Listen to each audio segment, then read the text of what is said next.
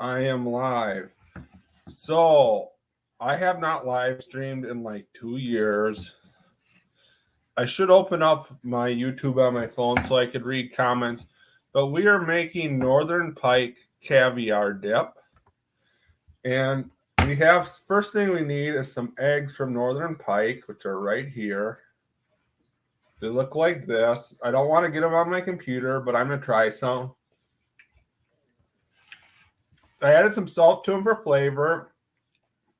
And because they've kind of sat in my fridge from when I caught the pike last Sunday. So I have finally getting to making caviar, and I rinsed them off. So the first thing you need to do is you need to pull the eggs off the sacks here. And I'm just going to put them into a bowl. The recipe calls for salmon eggs. King salmon are a fish I failed to catch, so I probably won't have any eggs. I wanted to make it from trout eggs, but later last summer, I didn't even catch any lake trout that were females. And if I move, I may not be catching any trout that are at all for a while. So we're getting the eggs off the sacks.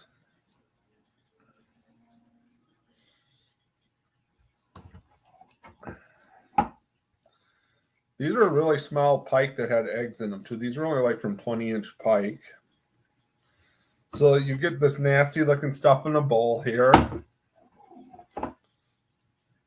I wouldn't be surprised if no one shows up. This is a bad time to go live. I just didn't feel like editing a video, so I just decided to go live instead. I'm not even going to be able to... Do the comments actually show up on here? I don't know. So I have not been very active in increasing my YouTube size because I've been busy. So here's some more eggs. This pike has lighter colored eggs. They should be spawning now, actually, because the ice is melting off. This is nasty.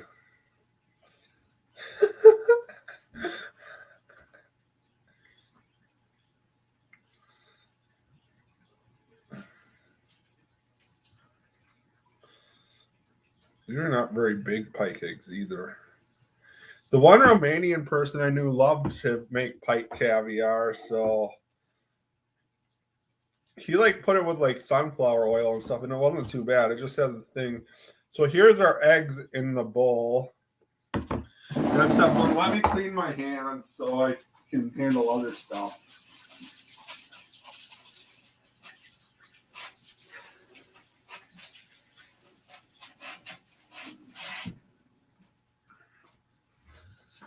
No one's here yet even.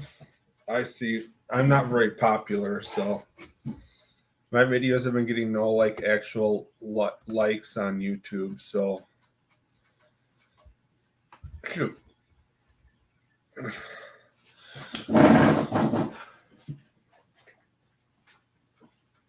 the paper towels over in here?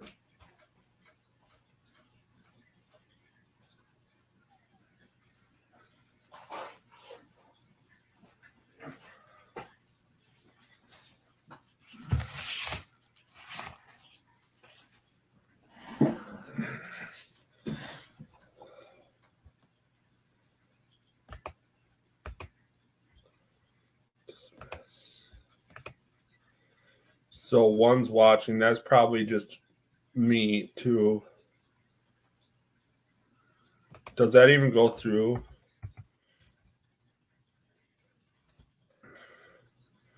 We'll see. That's probably just my other channel. So then the next thing you need in the caviar dip is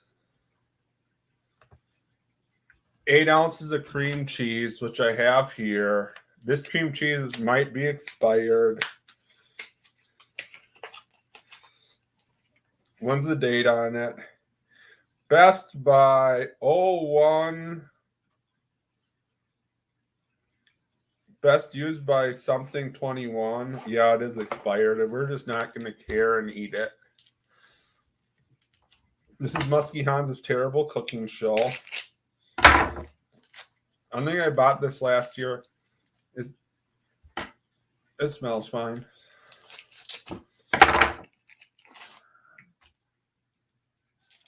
So we're gonna put the cream cheese in there, and then you need a quarter cup of sour cream, or quarter or half cup of sour cream. Half cup of sour cream. Do you have a quarter cup measuring cup here? So we're gonna take the cup and level it off with sour cream.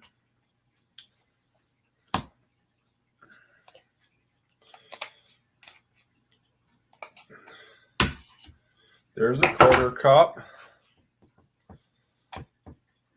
There's a half cup. I guess we'll probably just use this to mix it up then. Although the whatever cheese is not very, cream cheese is not that soft. Then we need to add some dill to it, which I already cut up the dill. Probably should see if people are actually coming in. So we cut up the dill right here. We're going to add the dill to this.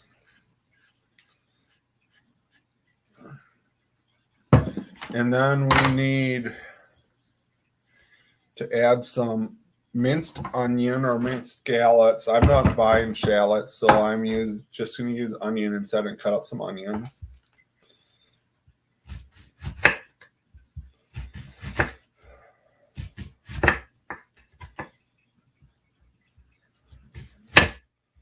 If people comes in, we'll actually have to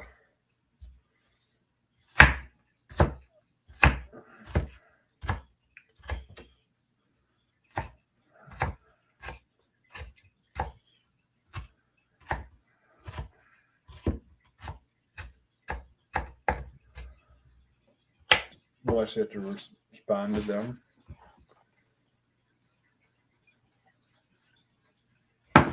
YouTube has probably turned notifications off for a bunch of people because my channel is so bad because I haven't been live in a while. I do have one more ice fishing video to post. I just haven't got around to it because I've been busy trying to edit some papers. And that has made me really tired of looking at the computer after work. So the rest is just dry ingredients that I need to add lemon to. So I need 2 teaspoons of lemon juice. That's probably about all what I have actually. There's 1. There's 2. Yeah, that is basically all of it. Then I need a quarter teaspoon of salt.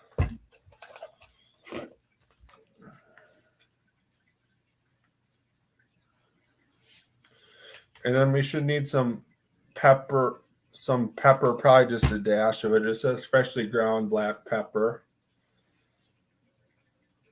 It's probably plenty. I don't know if I have good salmon roe. I think I have mediocre pike roe, but I can. And the cream cheese is kind of hard, so I'm gonna need to really aggressively mix this up because it wasn't softened enough. Or suppose I could put it in the microwave. All the eggs would probably taste really weird. So I'll probably just mix it up by hand.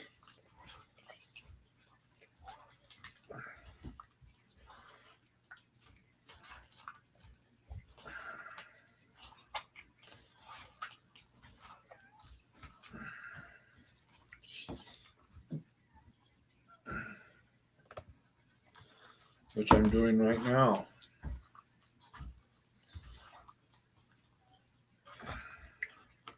It looks like this.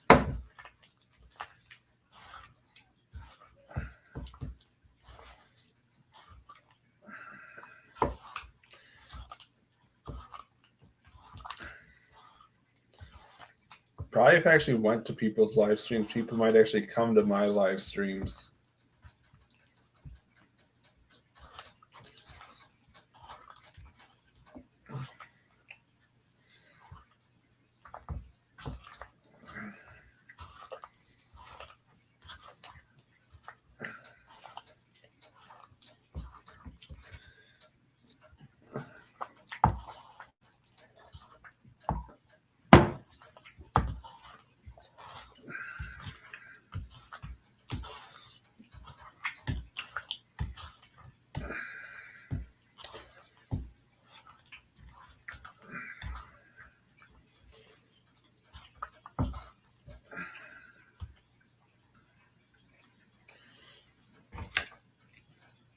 I knew this was going to be all nasty over my hands if I mix it. You're probably going to want the cream cheese to be really soft when you make it. Otherwise, you're probably going to have to mix it up by hand and get stuff all over your hands. I wonder who someone's actually here besides me. Wow. We're getting close to done with the recipe, so you have to watch the first start of the video if you want to see the whole rest makings of Pike Caviar.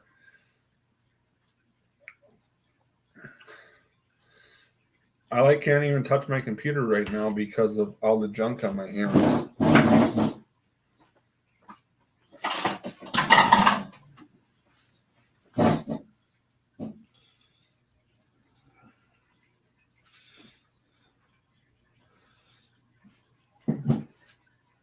So this is premium fish eggs. I paid a fortune for these fish eggs come all the way from the Black Sea. Just kidding. They come from a little pond where there's northerns. I would never pay for caviar because I don't think it tastes that great. But it's maybe just not enough fancy enough for me. And I'm drinking it with some whiskey and coke. Drinking some whiskey and coke with it.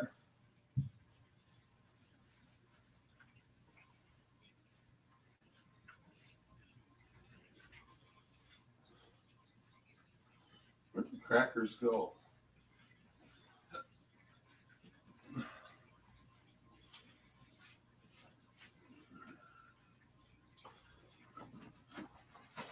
So did whoever else actually comment who they were? I guess I could go look at my other Google thing that's open. Huh, it must not came up who they are. Now they must have laughed because it only says one person is watching now. So I didn't know who you are. So here is some Ritz cracker, Townhouse crackers, not Ritz, same thing. And we're going to eat the caviar with Townhouse crackers. I wonder if we should stay live for a few more minutes or if we should just end this. I really think it's just a bad time to go live because it's Friday night.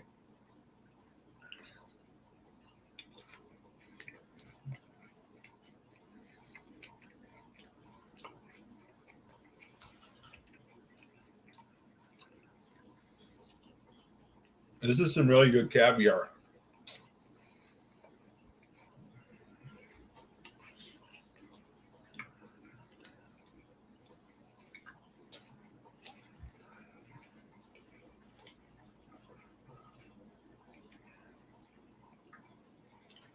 I don't know who you are that's here, though.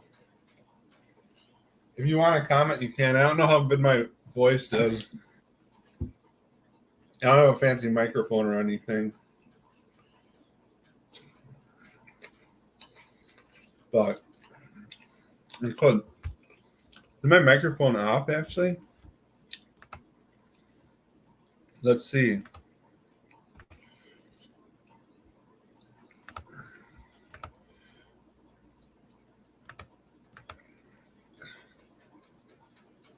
Why isn't my sound working? Not much. I don't know if I can hear me or maybe my computer is just not working.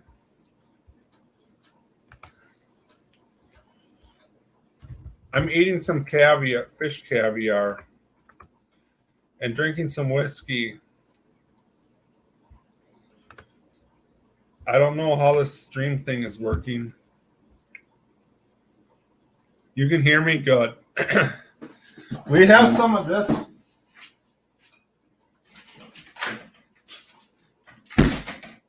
I have some Montana Gold tonight.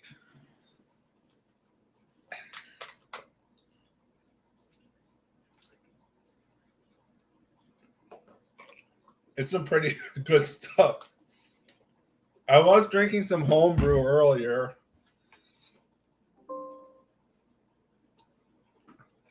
Nothing better though.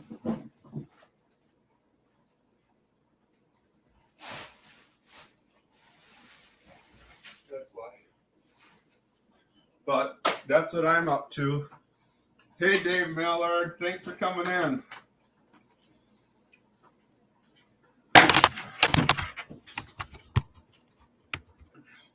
We have some good stuff here. I don't have any Windsor. I have some Montana Gold tonight.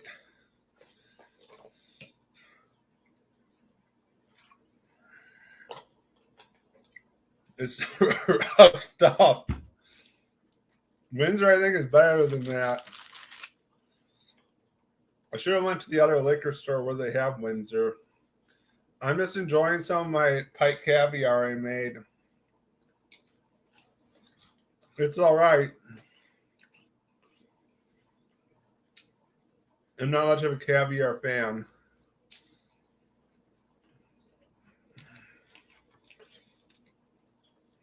I wish I could get a job in Wisconsin. I got a job now that's farther away from Wisconsin, which I'm probably going to be moving soon.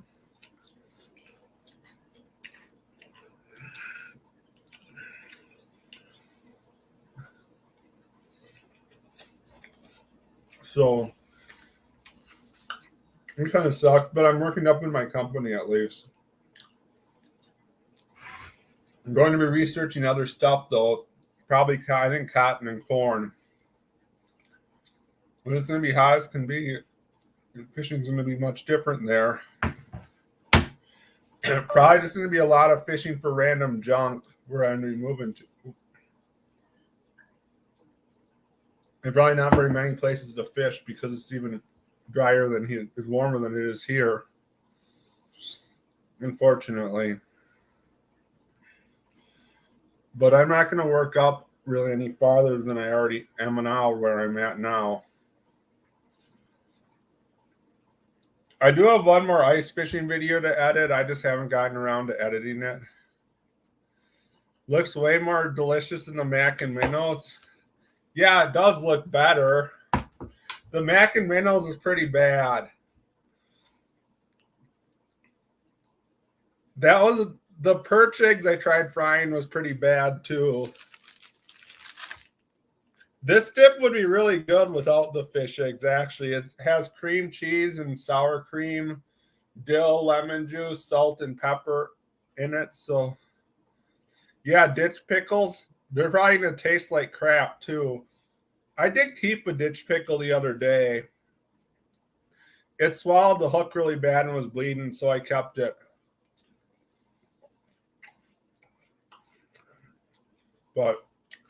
And probably a lot of catfish and crappie. Not a lot of walleye like up here. I was thinking about getting the boat out this weekend. I took the cover off my boat, and I was going to get it running tomorrow or Sunday and take it out in the river. The river's pretty dirty, though, so I don't think the walleye's going to be biting very well. The walleyes in the Yellowstone River are really particular to how clear it is. So if the water's clear, they seem to bite well, but if the water's really dirty, they don't seem to bite very well. But the good news is the water, it's kind of just warmed up a little bit and dry, and there's not much for snow in the mountains. So it may clear up soon, but I'll have to see what it looks like. I wasn't going to see how it looked like today, but I had an issue with the tire on my truck, so I didn't get it. I ended up taking forever to fix the tire to take the tire off my truck because it was the lug nuts were rusted on, and I didn't get out to explore. You knew I'd be sipping on whiskey and Coke? Yeah, I usually do. I drink quite a bit of that.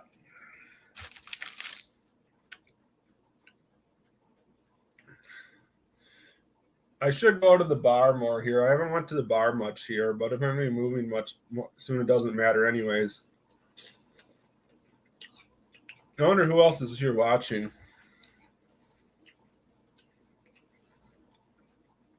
Hey, Mike. This is for you. Here's some nasty looking pike eggs.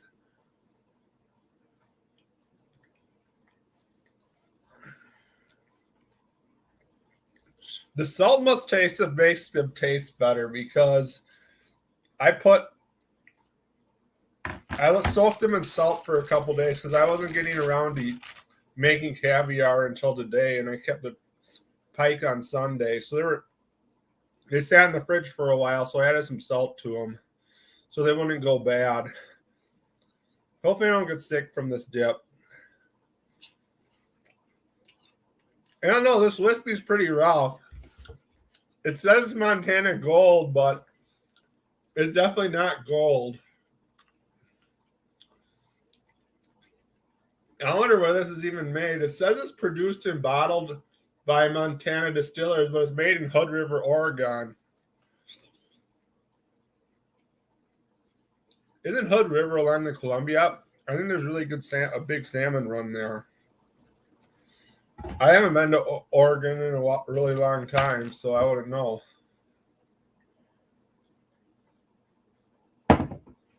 Oh, I think I was supposed to add milk to the dip, too. That doesn't really matter.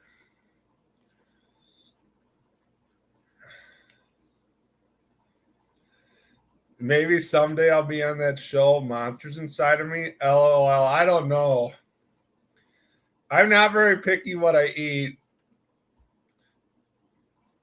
I should actually go and seriously hike around here before I move and find a porcupine, because I want to do a porcupine clean and cook really bad. I saw one the other day, but I didn't have a gun on me, and it was on private land anyways. I guess I could pick up one on the side of the road too. That thing will be really interesting to clean. You'd have to chop the head off of it with an axe and then skin from underneath it or something. Yeah, I'll probably go turkey hunting this spring. I have a tag for here. I don't know how much time I'll have to get out. It doesn't open till, I think the season here opens April 15th. Daddy, cool. The porcupine tastes good. I actually heard they don't taste too bad, but they're probably just really difficult to clean. Coyote was a lot better tasting than I thought, too. It was just really awkward getting over the thought that you're eating something that's really similar to a dog. But it'd be cool if I could shoot a mountain lion or a wolf, too, and try that. That would be interesting to try. Mountain lion are really hard to hunt, though. They saw one not too far from where I lived a couple weeks, a month ago, though.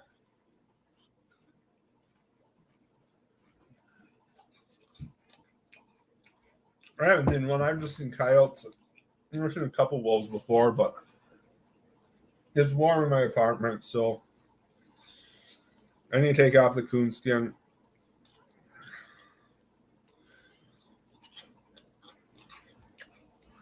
Hopefully I'll get out fishing tomorrow.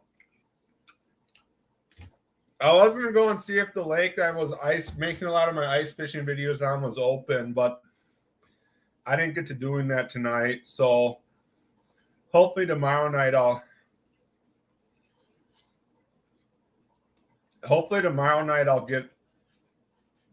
get out and look. I have some other things I need to do tomorrow too, though, besides go fishing. I'm just eating some pike eggs, getting a lot of protein. There's a lot of calories in this junk I'm eating too, because although the sour cream I'm using is, what about prairie dog? That would be a bad idea. I need to find some spot to shoot them.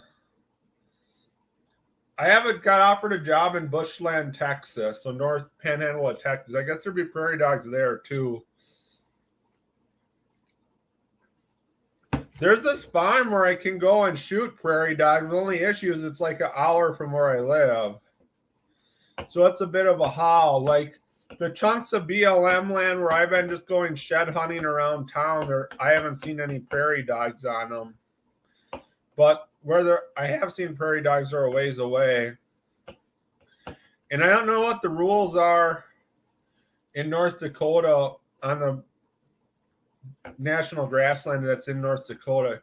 Yeah, I'm got a different job at USDA where I'm a postdoctoral researcher / research soil scientist rather than just a technician, which I am now. The only crappy part is I have to move. Like really like the people where I work at. And I like where I'm at here. Besides, there's no muskies and trout close, but this job pays more and it'll help me get up the ranks faster. So I'm gonna take the risk. It's only paid for 2 years, but I'll be able to find something else within 2 years, anyways. That's higher up, like a faculty position or a research soil scientist position elsewhere, as long as I keep getting papers published.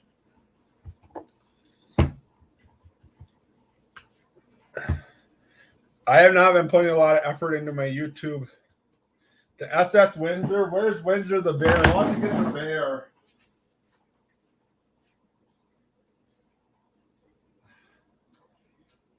Windsor the bear went ice fishing the other day. I wasn't going to post a picture of it to Facebook, but Windsor didn't catch anything, though. We'll have to put Windsor in the boat when I go out next, too. Yeah, I want to come back. I wish I could get a job in Wisconsin. Actually, I am going to apply for a job in Wisconsin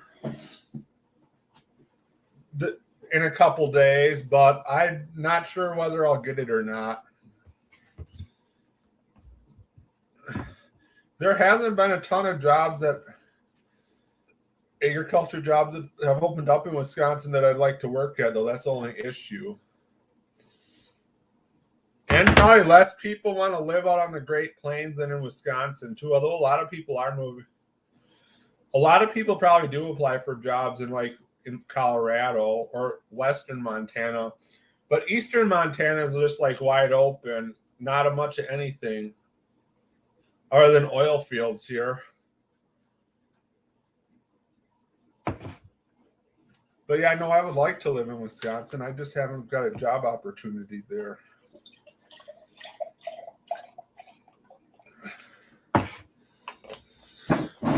But I've still been catching fish. It's just they're different species of fish.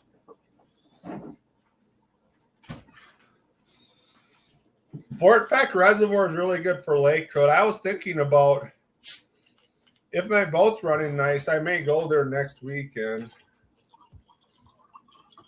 We'll see how I do. I don't know. I'll probably just troll with crankbaits up in 10 to 20 feet of water and zigzag around a bunch and try for whatever bites.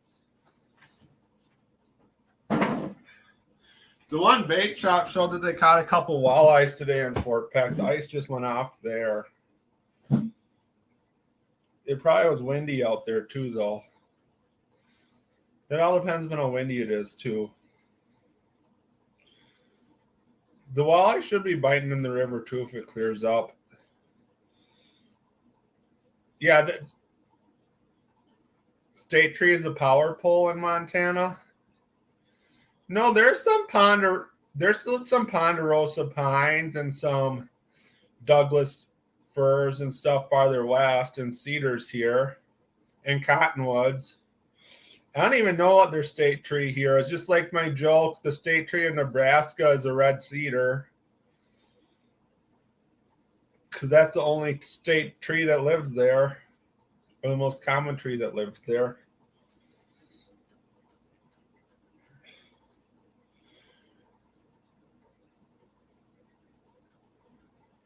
$10 for a 175 bottle.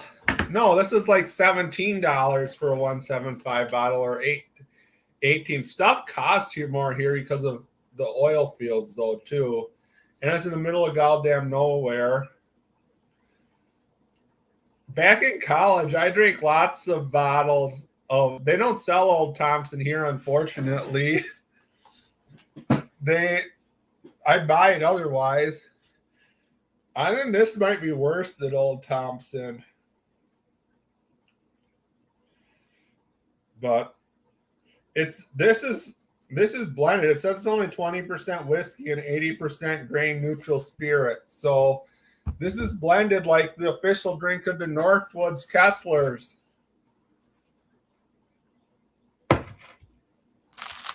So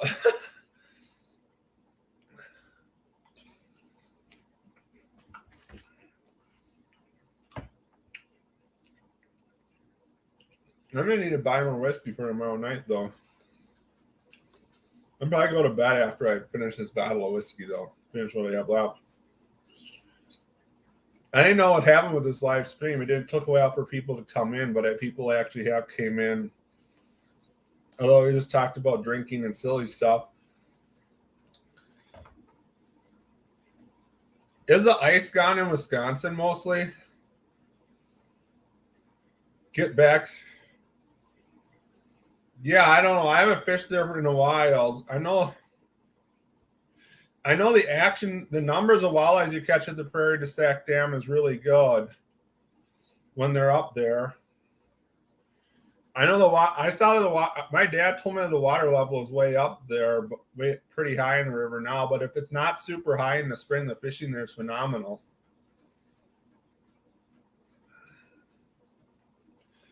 I've been catching a lot of walleyes over the Yellowstone River here, but I haven't caught any.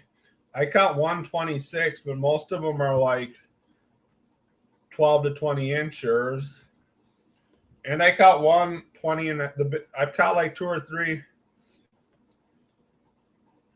20 to 21 inch saugers. Madison chain is done. Yeah, I've heard people have been out fishing on the river at least. It's been warm here kind of too. It's been in the 50s and 60s most days, like the last 2 weeks. The river isn't that high here now. It's just dirty. I'm probably going to try fishing it either tomorrow or Sunday, depending on what I end up doing. Here it's super dry. It's hardly rained at all in here, but I'm in the high prairie and high plains anywhere where I'm living at now, so there's way less rain here compared to Wisconsin. There's not as many species to fish for, though. I wish I could find where the big walleyes are in Fort Peck, because I know people catch some like 30 inches out there when you find them, but that lake is really tricky to catch. It's huge. To fish, it's huge. I could just fish below that dam. The only issue is that dam's like 2 hours away to drive to. It's not close and convenient to go to. I'm sure there's walleyes below it, though. That dam is a bottom discharge dam, though, and not a top discharge dam, so the water always stays really cold there, and not much lives below it in the summertime anyways. There may be more walleyes there now because they've been running up from Lake Sakakawea. But I should go. Maybe next weekend I might go and fish there, unless the bite's good in the river by Sydney where I live.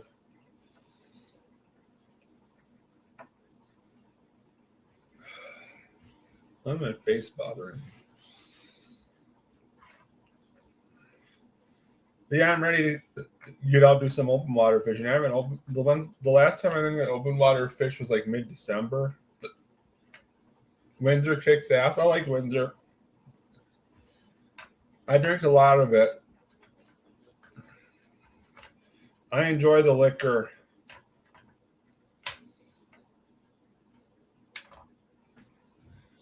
So I don't know. I try to drink more than I should, but it's all right.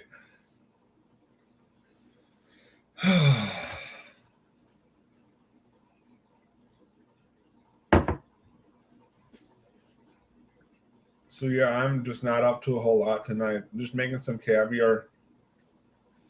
Picked up some buffalo trays for tomorrow. Nice. That sounds good. I didn't get anything. I don't even know what I'm gonna do tomorrow. One thing I'm going to do is work on a job for job application for UW-Madison, which I don't think there's a very high chance of me getting, but I'm not going to know unless I try. And I need to email some other people and look for a new place to live where I'm moving to. I haven't figured that whole situation out yet. So that's what, and then eventually I'll take my boat out. I had a nail get in my tire of my truck today too, so I should try to figure out if I can get my tire replaced on my one truck tire. Come back to Madison. Yeah, I would love to come back to Madison. I don't know how. I'm applying for the job that my boss had at UW, my PhD advisor had at UW-Madison, but I am not sure exactly what the whole search committee is looking for or anything, or how many people will actually apply to that position. That's the only thing I have. Like, I would like to come back. I would like to come back to Madison, but they would need to. I need to make sure my job application is good enough to get hired there, and that job is going to have a ridiculous amount of applications just because it's a really good university. And you have to sit there it's not like in the middle of nowhere where no one wants to work at. It's a place where people want to work at. So we'll see if I get an interview for there. That interview will be really intense too, because that interview will be like a 2-day interview where you're getting asked 10 million questions by like all sorts of people. I'll be pretty goofy as a professor, though. I'll tell you that much. As long as they don't find my YouTube channel and see me out in the boat drinking Windsor. Actually, that's just me being me and saying inappropriate things sometimes. But yeah, I kind of like UW-Madison, but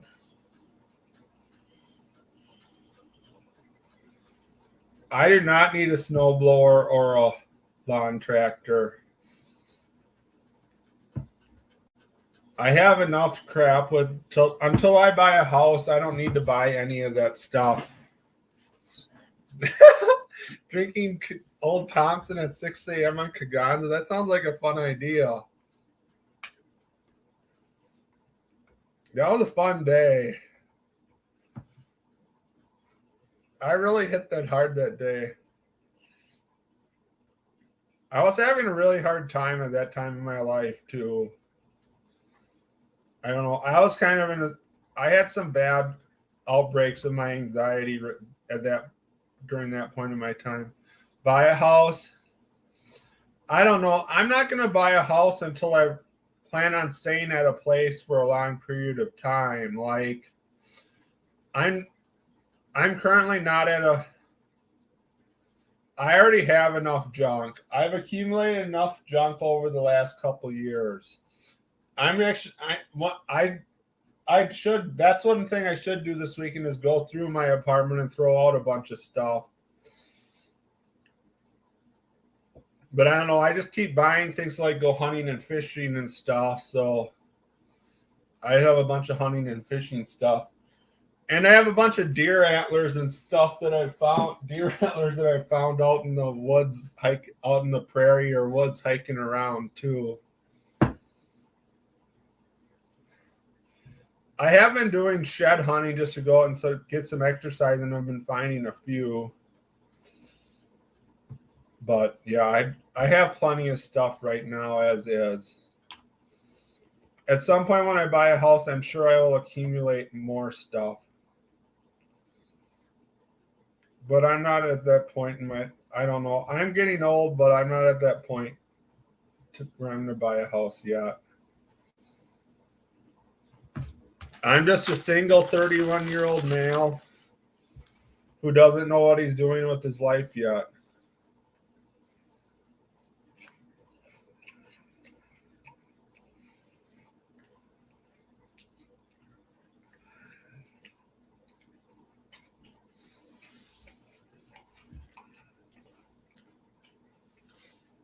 who was drinking alone on a Friday night and streaming on YouTube.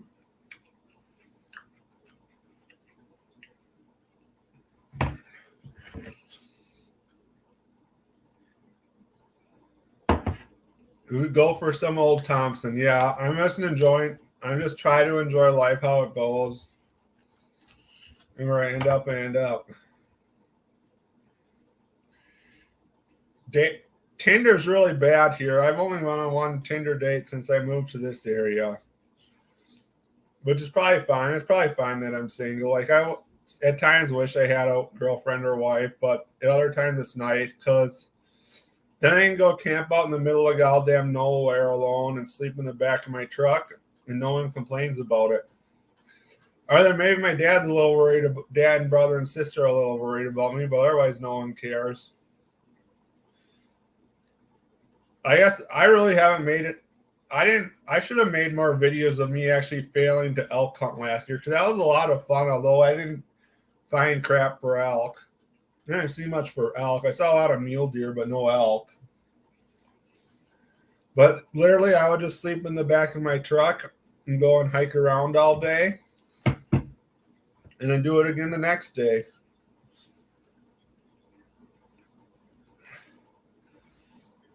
I was hoping to do some spring.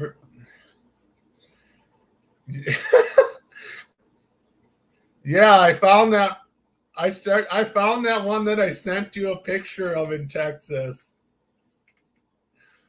Actually, I think that chick was in New Mexico, but I'm sure there'll be more. There's more people there where I'm moving to, but I think around Amarillo, though, a lot of the area around Amarillo is pretty desolate, except in Amarillo, because I think they have a meat processing plant in Amarillo where they haul cattle from the feedlots. That was one of the funniest dating profiles I've seen. That was just terrible. I'm very shallow for laughing at that, but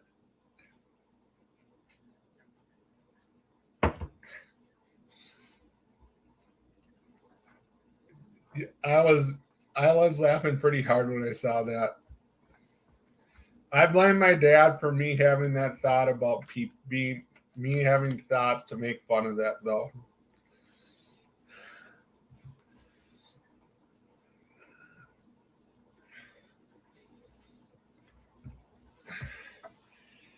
I'll just have to see what happens when I go down there.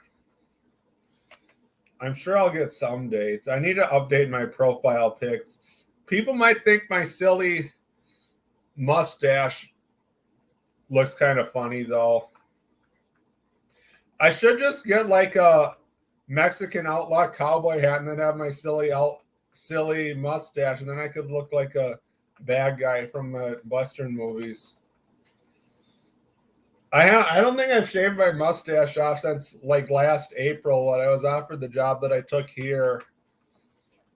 I guess maybe if I got a faculty position interview where I had to go in person and actually needed to look presentable, I would probably shave my mustache off. But otherwise, I'm not going to shave my mustache off. Because my mustache is so long, like food gets caught in it, so it's kind of nasty to be with people. But otherwise, I don't really care now having my ridiculous looking mustache. But like at an interview at UW-Madison, people might frown upon me having a silly looking mustache.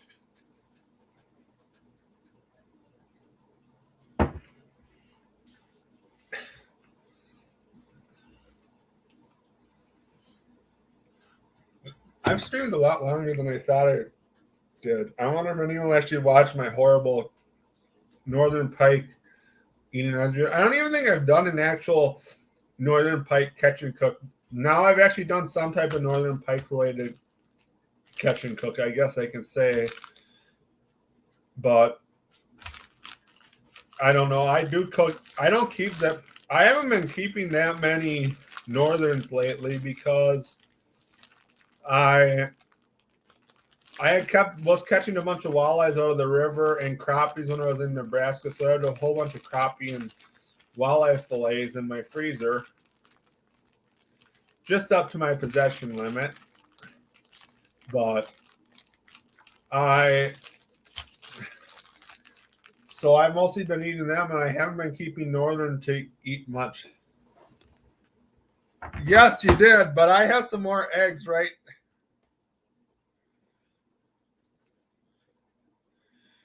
Everyone wants me to come back. Here's some Northern Pike eggs. That's about the rest of them.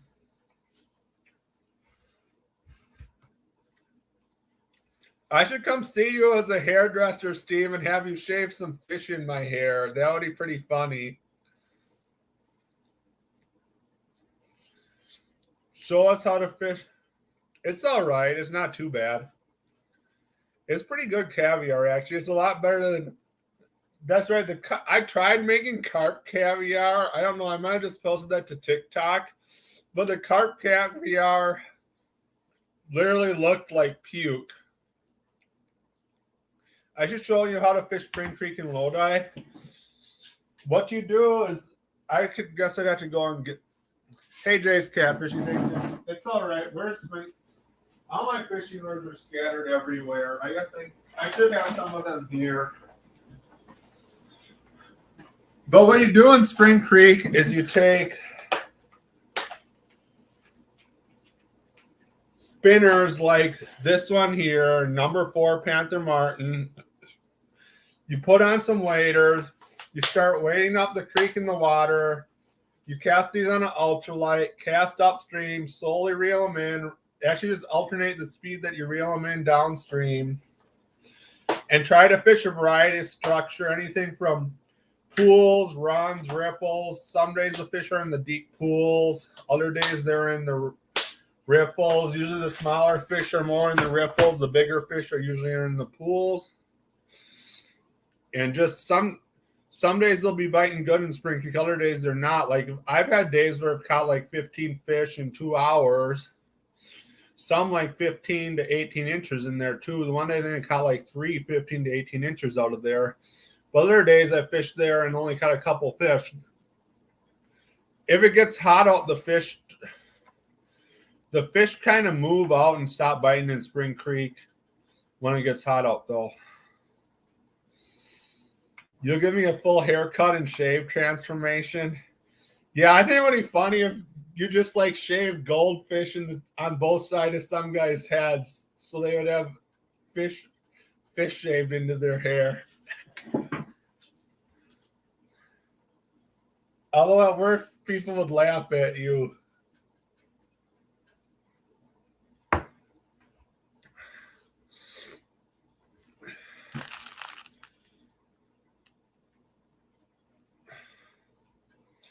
I do really miss Wisconsin. I guess I just chose a career path where I have to wander around to find work in my field.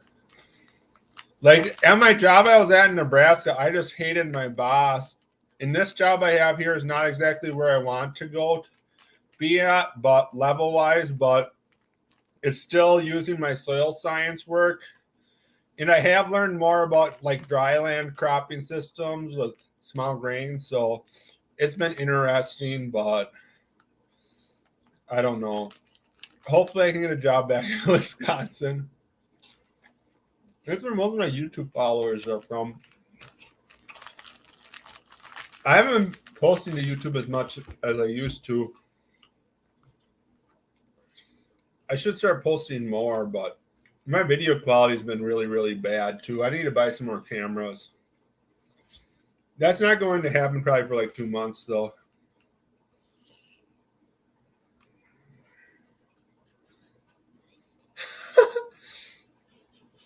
My buddy. Yeah, that buddy has some issues, but that was pretty funny. I have a doctorate degree in soil science, so I guess I could work like as a hydrologist or soil scientist for the Wisconsin DNR if I wanted to. I guess I would not really necessarily want to do like a compliance position because I think the Wisconsin DNR, like a hydrologist and soil scientist, do more like compliance and inspection. inspection of things that are where there's issues. Whereas I'm more interested in the research aspect. So, like, I come up with research objectives or things where we do studies like looking at how to prevent runoff from the soil, how to improve water flow through the soil, how to make those nutrients stay in the soil and not run off. That sounds like fun going to Lake Fork. I wonder how far Lake Fork actually is from Bushland. I assume that's away. It's probably farther south.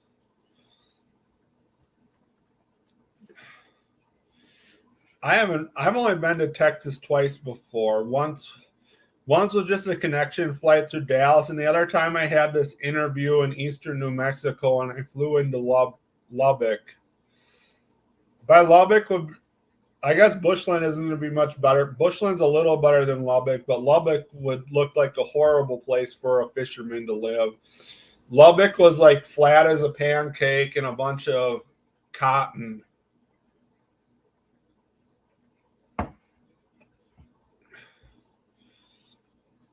This stuff is definitely hitting me. It didn't help that I had some of what Pat McAfee calls vitamins either, though.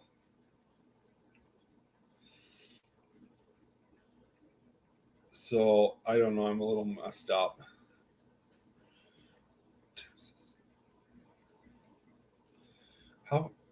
Where is Lake Fork by in Texas? That sounds... So Lake Fork is that's east of Dallas. Yeah, that's just quite a ways from where I'm going to be living.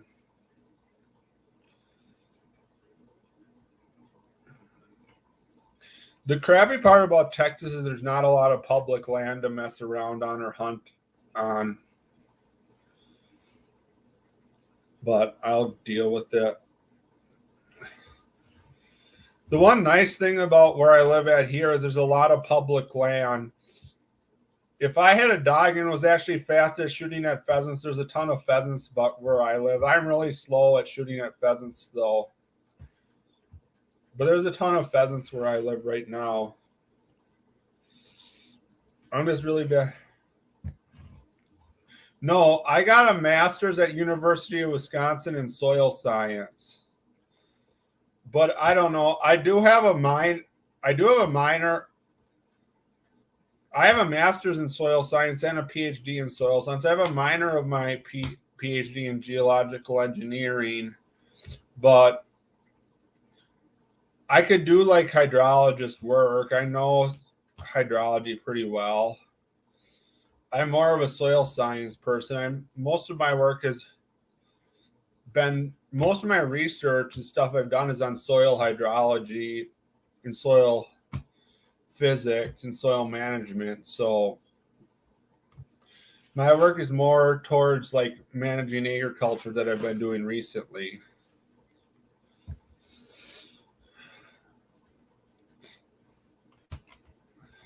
But I don't know. I did interview at one position like a year ago. Steve Lowhide. Yeah, I know Steve Lowhide. I think. I know his name anyways. Was he the one professor?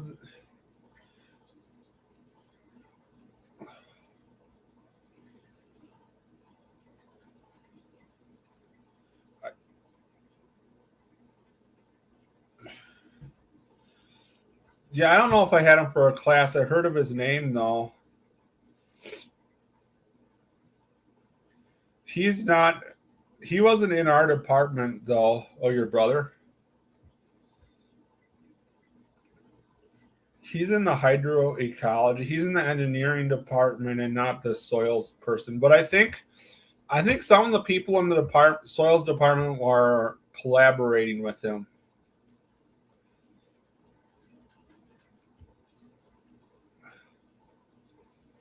So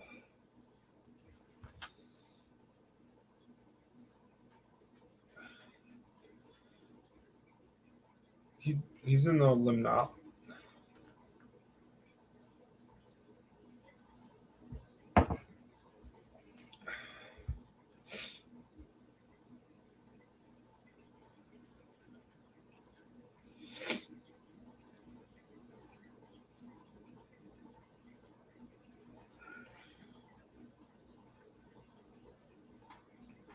I don't know.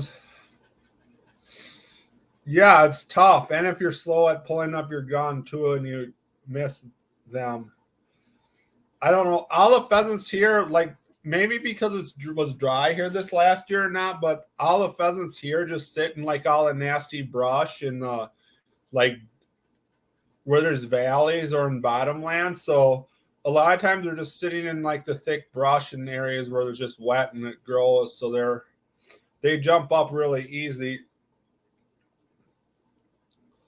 The hens are a lot stupider here than the roosters, though.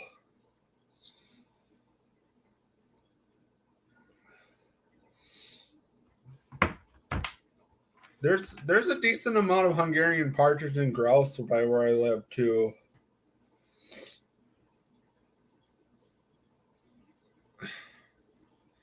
You used to hunt without a dog in Lodi Marsh and shot one and couldn't find it. Yeah, that'll happen. Here you could find them because there's just not a lot of grass right now, but they're just gone really fast. I think if you could hunt private here, if I could hunt private here too, there'd probably be better hunting too. Because the pieces of public get hunted pretty hard. I think I've had flathead catfish belly meat. It's all right. I usually just keep the normal parts that you fillet off of, the normal fillets off them. I think a lot of the fat on the catfish is on the stomach, though. Like, I think the stomach meat off channel catfish is more greasy than flathead catfish. I think channel catfish are stronger flavored than. I think flathead catfish tastes better than channel catfish, anyways. But Lodi Marsh can be some tough hunting. Yeah, it can be. The middle of it's really soft.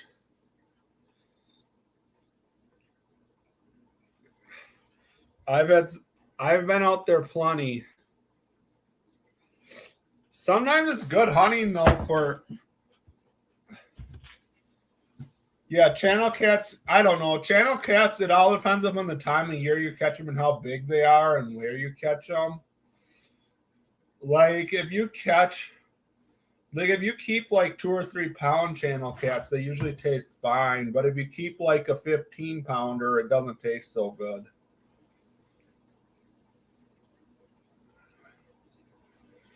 That, from my experience, I guess no, I haven't. The last time I saw Fish Lake was 2 years ago. I just heard it was really high. When I drove by, it was really high the last time I drove by it. The last time I went to Wisconsin was for Christmas, and I was only there for like 3 days, and I didn't drive around that much. It's hard when you live as far away as I do, because for me to go to Wisconsin, it's like 1,000 miles. It's like 1,000 miles, and basically it takes like 14 hours to get there. And when I drive there, I'm just completely exhausted. And then I have a day where I'm there where I don't feel like doing anything, and then I was there for 2 days and had to go. I should have drove over there when I was there in Wisconsin, Lodi, the middle of last summer, but I didn't.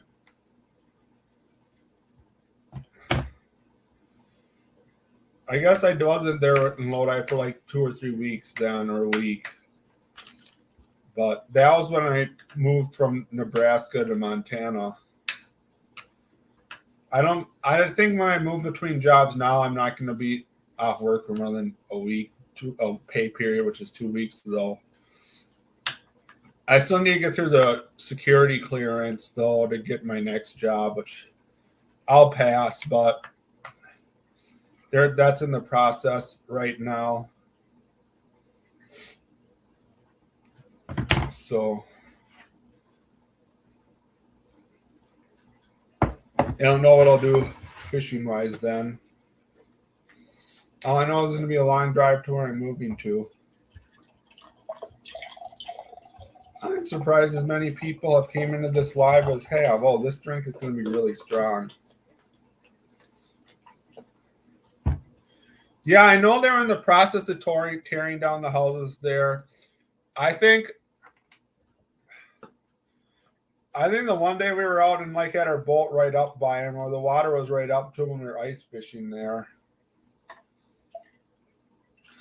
I think there's something going on with either the hydrology or it's just a deranged glacial drainage. Now I'm talking in technical terms, but basically it's just a drainage where all the water flows into an area which doesn't have an outlet. And the water level has just came up with time. It's the same thing that happens in the potholes in South and North Dakota, although the levels of a lot of the potholes there are really low because there's been a drought there, but that lake has continued to come up with time. Same thing with Crystal Lake. Are they still trying to pump that, or is there just too much political stuff and rules with them running a pump out of it? Because I know they were trying to pump out of those lakes, but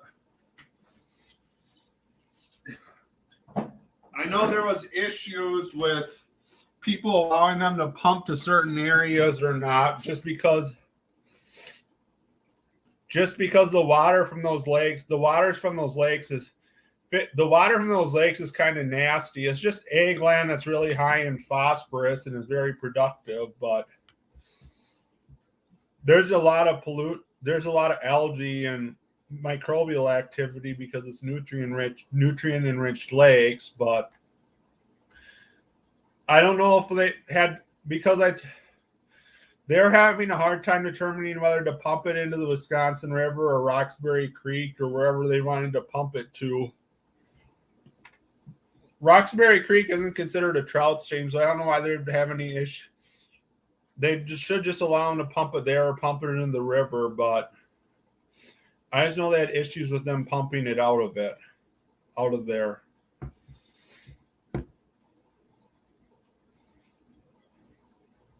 But I don't know what the current rules are with that.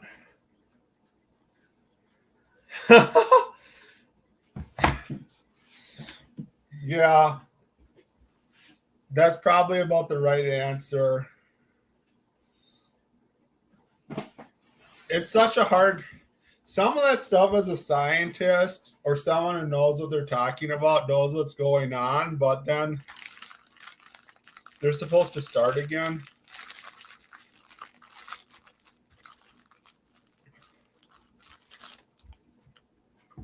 Yeah, but the whole issue of that is because of the geology. Unless the dam on Lake Wisconsin is causing the water table all around there to come up slowly with time, just because of how it would increase the water levels that flow around Lake Wisconsin and flow out. But yeah, I think it's just deranged drainage and glacial geology.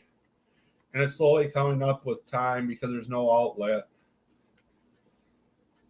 But pumping it out of there, I know it's been difficult for them to allow to do. It also costs lots of money to run the pump constantly. It's really not that many. Like if it was the whole city of Lodi or town of Dane or something that was getting affected by the water level coming up, it would probably be easier to run the pump. But because it's just like 50 houses or 50 trailers or whatever you want to call them, it probably is not as high a priority for them to pump out.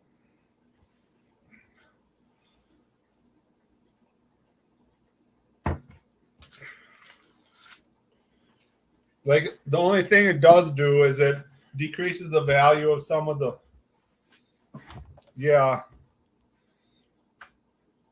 The only thing that the level of it keep coming up does is decrease the value of the land around the lake. And I know there's some big houses that have been built around it that are worth a lot of money, though, which gives a lot of tax money to the. I think there's the town of Roxbury. I don't know exactly, but there's some good fishing in those lakes, though. I don't know how it is now, but Fish Lake has some good northerns and bass in it. Crystal Lake has some decent. I've done decent fishing on Crystal Lake, although yellow bass were getting really bad on Crystal Lake once they got in there. Yeah, I know Dane County owns like half the property around Fish Lake, like the whole north and east side of it. They don't own most of the property on what was Mud Lake, though, I don't think, unless they bought it from someone. Because Mud Lake is basically Fish Lake now. All I know is before, like, I guess water was starting to come over the road there, but like in 2019, I was going fishing on Mud Lake after they killed it for like 2 years, and you could catch like 12-inch bass one after another. Like, there was just thousands of bass in there. Like, it was constant fish one after another.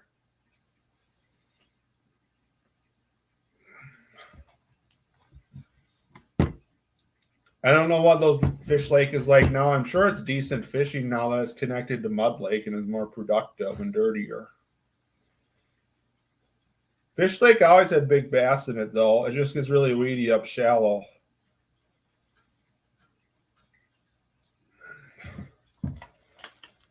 I don't know. I've fished there quite a bit through my childhood and life. I mean, one day when we were, yeah, I know one day, like, I was really happy about it one time, but when I was like probably like 8 years old, we were out crappie fishing at the road between Fish and Mud Lake, and I hooked into a big fish on a crappie minnow. I brought it in, and it was a 21-inch bass, but it was between the time when bass season closed and opened in like April, and we had to let the bass go. Otherwise, I would have got it mounted, but that was a big bass at the time for me. Not that a 5-pound bass is absolutely enormous. It's good size for Wisconsin, but I was really happy to catch it when I was like 8 years old. In the springtime, though, when the water's cold, like, you never know what you're going to catch close to shore fishing with minnows. Yeah, the road bed there is a good spot.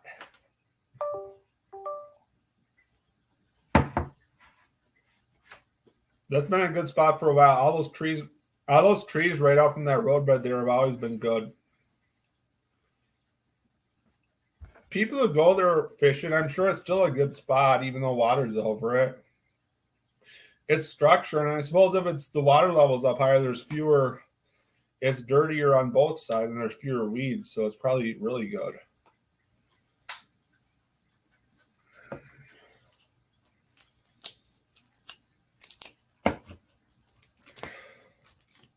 You are making me miss Wisconsin even worse. Holy crap, that is deep.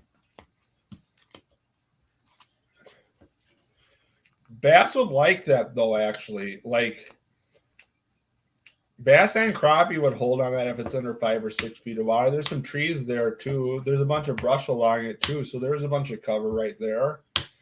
That's, like, perfect. You just want to make sure not to drive your boat over it if the water level goes down.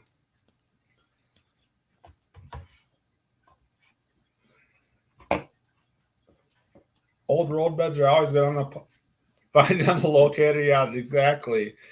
I think you can still see where it's at pretty easily there too.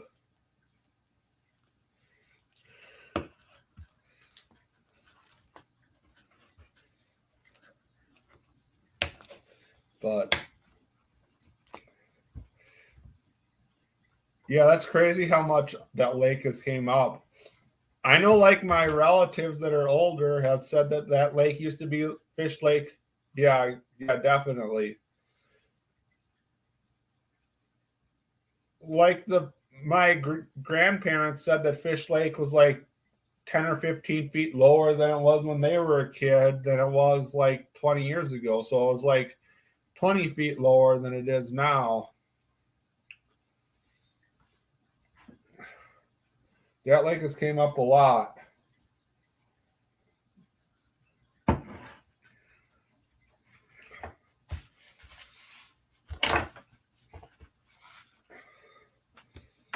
I don't know. It's completely different than what I've been fishing lately, though.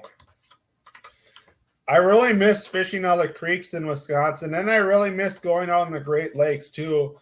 I don't know why, like towards the end of when I moved away from Wisconsin, I was getting into fishing on Lake Michigan and really enjoying it, although I really suck at fishing there. You can catch some big trout and salmon there, though, and it tastes good. In the driftless, I did really well, though. I know how to fish that area well, but that's closer to me, too. There's so many creeks there, though, which you can find ones where no one fishes, too, and just wade upstream from the bridges. If you watch Slayer, whatever, Fishing with Slayer Mike, or whatever his channel's his name, or Slayer Mike Fishing and more, he goes a lot of driftless fishing up towards the Twin Cities part, towards the north side of the driftless. But, like, yeah, if you wait for enough, you can get it. You still enjoy them. Yeah, I need to improve the quality and put more effort into them, but I appreciate you liking them. To be honest, I've been working really hard I've been busy, and I don't know, I keep working at jobs, but I keep having research that continues over from jobs. So, I work a job, and then I come home at night, and I still I guess I sort of want to, I don't have to, but I'm still working on publishing research for my last jobs. So, I'm constantly on my computer, and then I just don't have that much time to edit, or I go out on hikes after work, and I don't have that much, and I don't get home till after dark, and then I don't feel like spending that much time editing a video. I guess I just don't really have the time to spend 10 hours putting together one video a week or something. I don't know if at any point I will if I get a faculty position, because then I'll be teaching classes and trying to apply for grants and publish papers. I'll make it work, though. But yeah.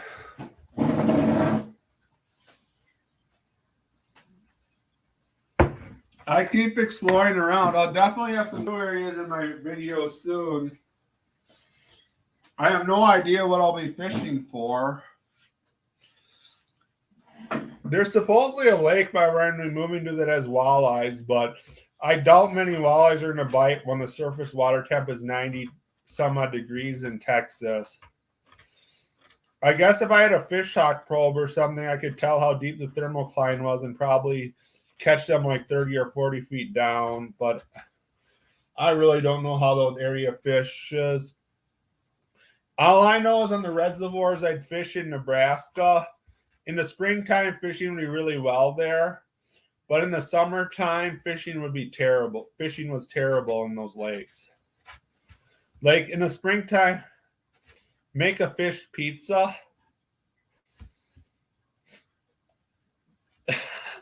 What should I do for my fish pizza? Should I put minnows on it? And should I just try to put as many species of fish possible on it? Put some bluegill, perch, pike, walleye, fatheads on it? That's so terrible, but I'll do it. I'll just buy some pizza sauce and make some pizza crust. And then I'll put a whole bunch of different types of... Yeah, I may be fishing them in Texas, and I may be cooking that I'll mix together.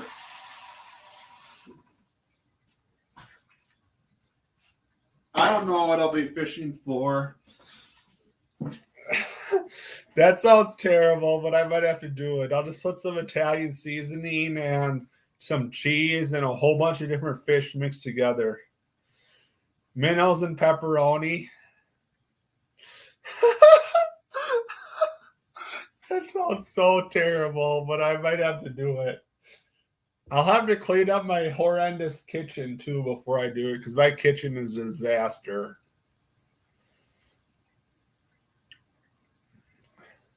I'll have to keep a whole bunch of different species of fish, too.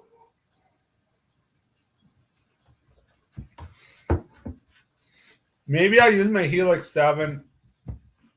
If that lake is open where I was ice fishing, maybe I'll just go out.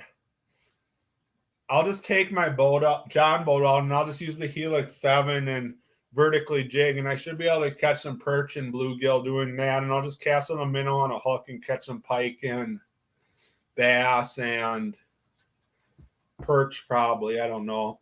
The perch in northerners might be spawning now, though. I don't know how long the water temp is yet, but perch in northerners usually spawn pretty soon after ice out. The water temp here is probably only like 40 though, but pike would be spawning. Those pike eggs were somewhat right. They weren't huge. Those are from tiny pike that I made the caviar from, though. Those are about the smallest pike I've cleaned that had eggs in them. Maybe it was just the place I caught them. I don't know. That lake probably still has ice on it. You can't get out on it, but that lake had like 30 inches of ice on it. Not exactly a lake. It is an oxbow to the Missouri River in North Dakota. At least one carp. I don't think I have any carp fillets. I do think I have some carp sausage left that I made. It's probably in my freezer. It is about the worst fish. That carp sausage I made was terrible. I could put the carp sausage on the pizza. I will put the carp sausage on the fish pizza. That was really bad. It didn't help that I caught the carp from the spot that I called. So the spot that I caught the carp from in Lincoln, Nebraska, there is a discharge from the wastewater treatment plant into the creek in town, and because the discharge from the wastewater treatment plant frequently was warmer than the creek, the carp would always sit right where the discharge came in. So you could go to there was other species of fish there too, but I called it the poo hole because it was the carp spearing videos. Yeah, I need to find a spot where I can clear enough to spear carp. Here last summer, I tried spearing carp and it wasn't clear enough. I tried wading up the creek in Lincoln too the one day with the spear, and the carp there would spook before I could get close enough to spear them.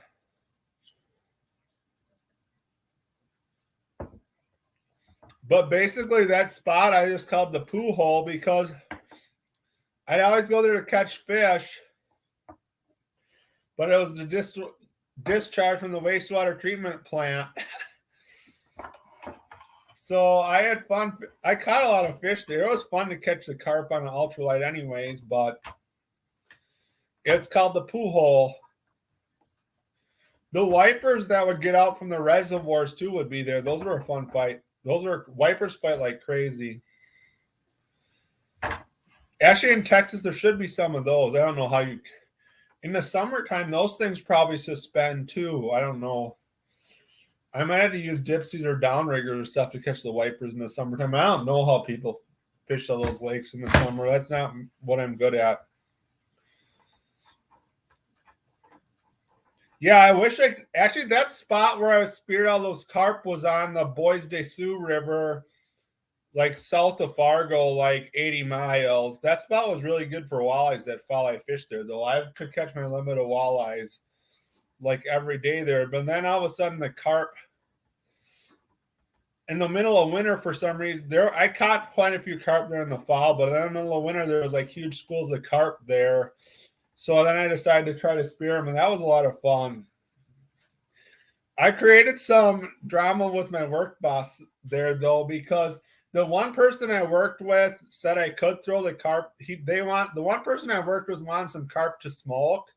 So I had speared a whole bunch of carp this one night, and I had like 10 or 15 carp in my truck. And then he said, I didn't want the carp unless you gutted them. So then I asked him, can I throw the carp in the dumpster? And then the people at the Soil and Concert, this other lady, Your dog would eat fried perch eggs. So this other lady that worked there that was like, she was a person who just was kind of a control freak, I guess. But she would rather than just address you in person about this issue, she'd tell the person above you. So like your person above you would like say something was wrong or something. So she told my supervisor that I had thrown carp in the dumpster, but the other person she worked with who was like equal level to her or above her said I could throw the carp in the dumpster. So it was just completely fucking stupid. But I complained to my boss about it. And I just told my boss what I was told and nothing happened. But yeah, that's why it was fun to spear the carp. I should have just asked some farmer to throw them in their field. The fried perch eggs were not that great. They were better when I made them into caviar dip. I should probably put this caviar dip in the refrigerator, actually, because it has some stuff that's perishable in it. I should try sturgeon caviar. I haven't actually tried sturgeon caviar yet. I guess I don't kill that many sturgeon. I made a shovel nose sturgeon catch and cook once, but I feel really bad keeping sturgeon. I've caught tons of shovel nose and lake sturgeon, but I have not kept very many of them. When I tried cooking one up, it tasted pretty good. They just have like an exoskeleton and came apart really weird. I don't know. It tasted all right. I just catch way more fish than I can eat. So the only reason I try so many random species of fish is to get attention to my YouTube channel, to be honest. I have a PhD degree, but I was voted by my high school class most likely to do anything for $5. So that's why I eat all sorts of random stuff. And I don't know why I've used my YouTube channel as excuses to try all sorts of random things. For some reason, some of my subscribers like me trying random things. Not that I'm even very popular, but some people, I can tell people have came into this live stream and they've commented about me eating them. Aren't all my fish eggs gone? Yeah, all the fish eggs are gone. I have some more fish eggs in my freezer, I think, from a different northern I kept. I had kept some northerns earlier this winter to make pickled northern from. I probably should have made a video of me making that. I didn't, though. I didn't make pickled northern in a long time, so I just decided to keep a bunch of northern. Fear factor. Yeah, if you would, I guess people don't follow me on. I guess if you follow me on TikTok, though, the other day I was gagging about something. So I was out ice fishing on Fort Peck, and I had taken some smelt with that I was using on tip up for bait. And I brought my ice fishing sled inside, and I had forgot that the smelt I was using were inside my ice fishing sled. And all of a sudden, in the middle of the week, something started smelling really bad in my apartment. And then on Friday of that week, I had remembered that I had put smelt in my ice fishing sled.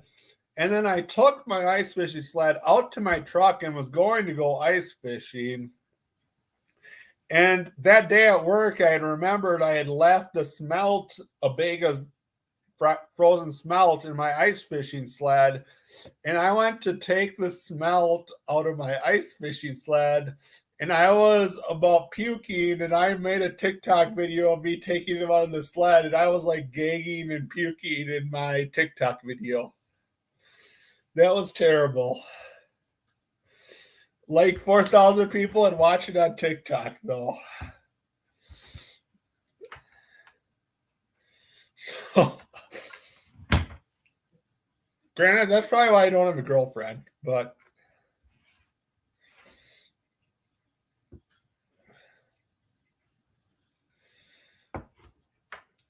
I need to catch a bowfin or dogfish first. I have not caught a bowfin in a really long time.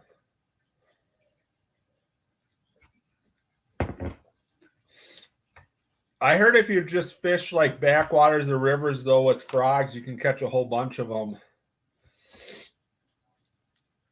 I just haven't caught one of them. I do a catch and cook of a bowfin or a dogfish.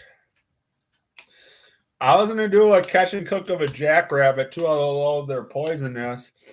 I was mad the last time I went and hiked around. Like, I haven't been seeing that many jackrabbits around here, but all of a sudden the last hike I went on, I saw like 3 of them, and I didn't have a gun with me. Oh, the one with, is it the one with Greg Sativa or whatever his name is? Or Impeccable Angling?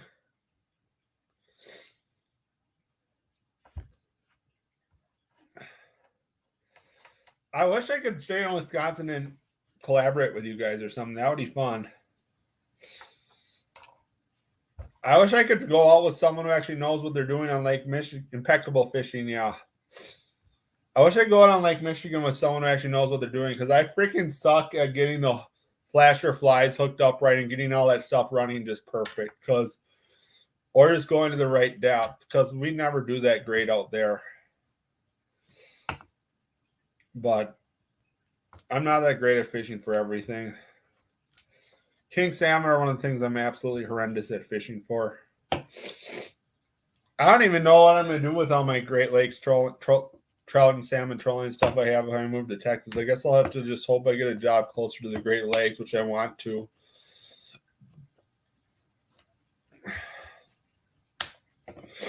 On Fort Peck, some of the same stuff that works on Lake Michigan works, although they'll fish like 11-inch flashers rather than 8-inch flashers for some reason. I don't know why.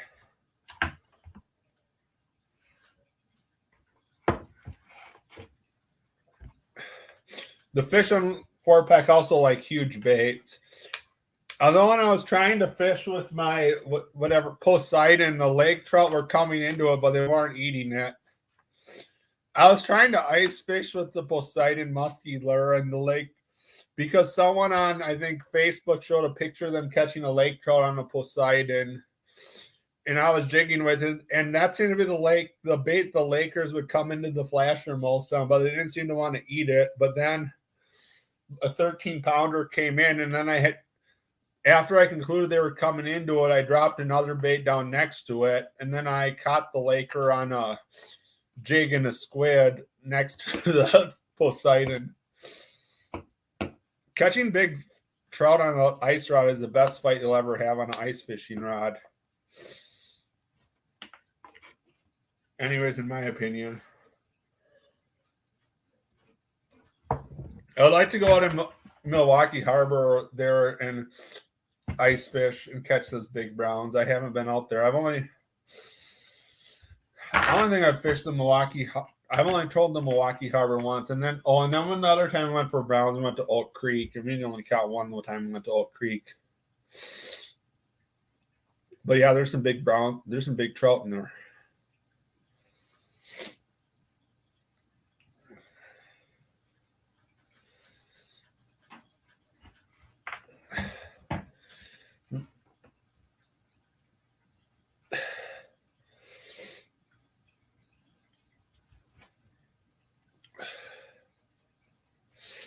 Yeah, I don't know. I wish I could live in Wisconsin. I just don't think I'm going to be there soon. What's this other reservoir? Like west of Lake Fork, is it Cedar Creek Reservoir? I'm sipping on Montana Gold whiskey mixed with Coke. And I'm going to need more of it.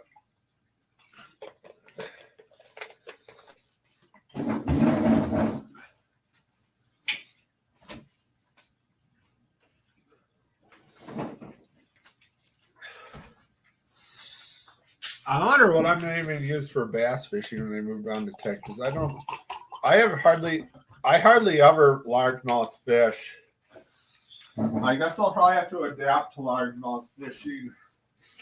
I keep getting mystery tackle boxes and getting all these bass baits, but I never use them because I don't bass fish that much. So I have a whole bunch of plastics, but I don't really use them a whole lot. It looks like there's a bunch of big reservoirs, Lake Texaco, around Dallas.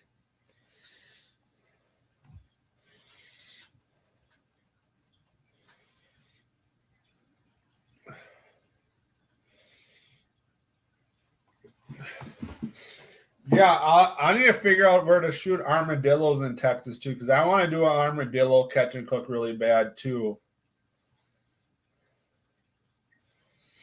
Yeah, alligator gar seem fun to catch.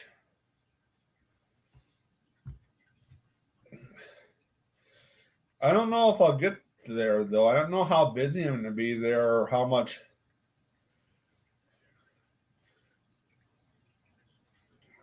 Or how much money or time I'll have to swim around. So the Trinity River is in. Oh, that's way down by Galveston.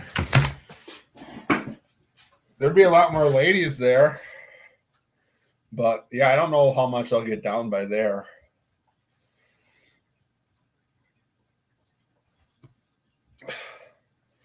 That's really a ways from where I'll be living at.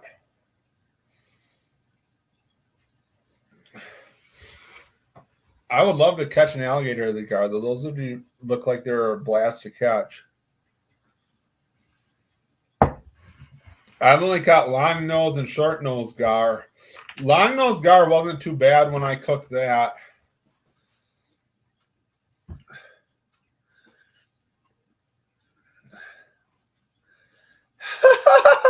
Not much for ladies around here. I should not say that joke.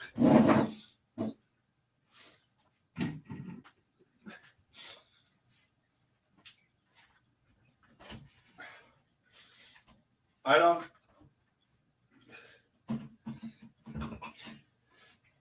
Yeah, there's just massage therapist who Deshaun Watson harasses around Houston.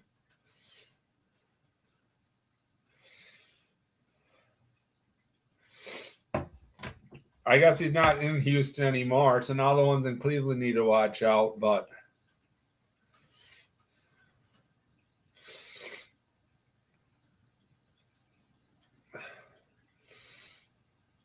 I don't know. I've never been to Houston or Galveston. I heard Galveston's really pretty though, or it's like a cool harbor town.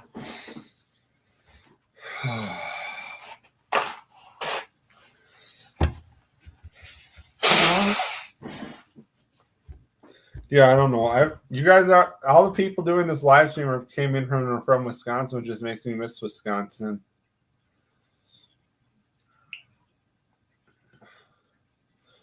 But that's how it goes.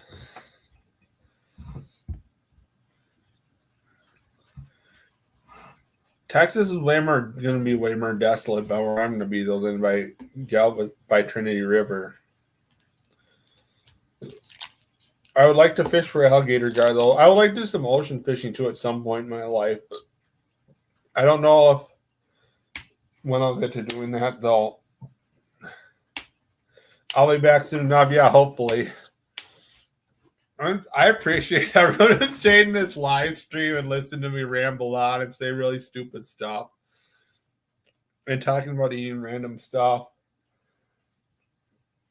I don't have anything else really random to eat. I guess I could do some minnow shots if I went out to my truck and got minnows.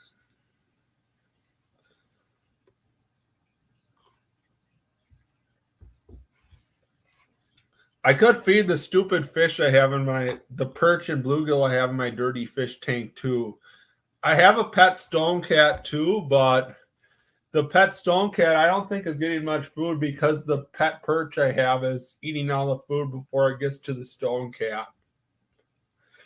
Because if you put perch in a fish tank, perch are super aggressive. Like they're just as aggressive as a largemouth bass is. Like if you put a minnow in the fish tank, like literally like a day after I put the perch in a fish tank, I dropped a minnow in there and the minnow was eaten instantly.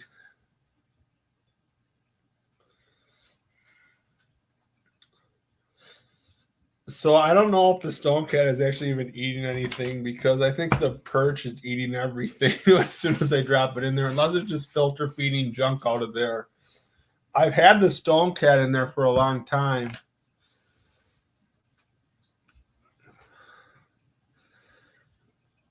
But I'm gonna have to get rid of the fish if I move, though. Unfortunately, I won't be able to get a perch in Texas. Perch are really silly in fish tanks, though. Although it's not necessarily the best idea to do.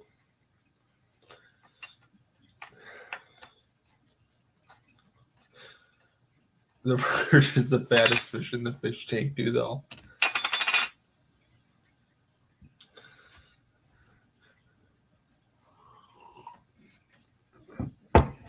I even dropped a chunk of like fish fillets into the fish tank, and the perch still ate it like instantly. Like it went up to the chunks of northern fillet, and it literally ate it immediately.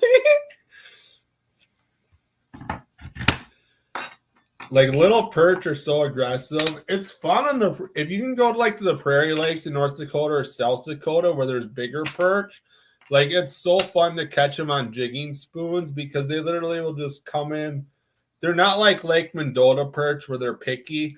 They literally, you'll drop down a slender spoon or a small jigging wrap or something, and the perch just come in and hammer it when they're biting. Like, it's so much fun to fish for them.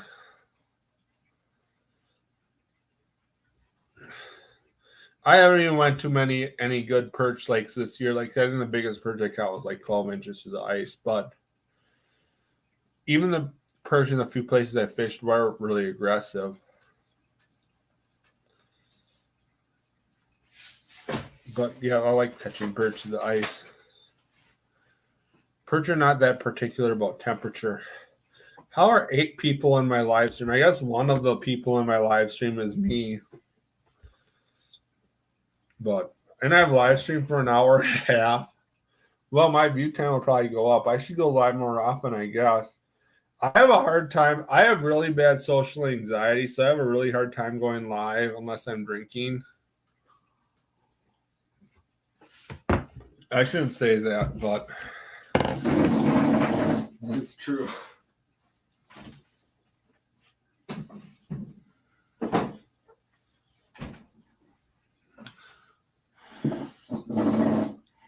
But yeah, I really appreciate everyone who's came in and spoke with me.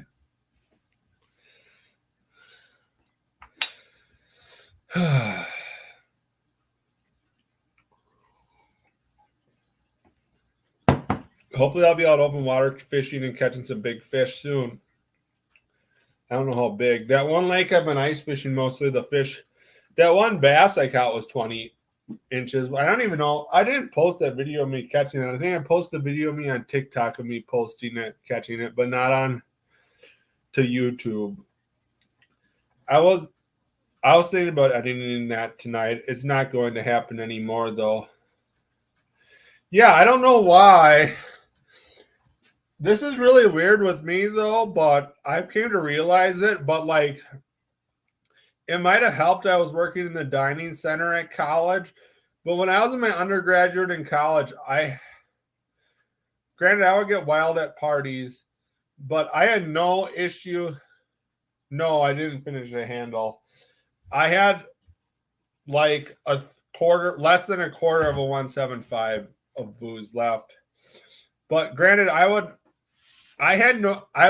think working in the dining center of the school helped me a lot just because I interact with people, especially being in the front.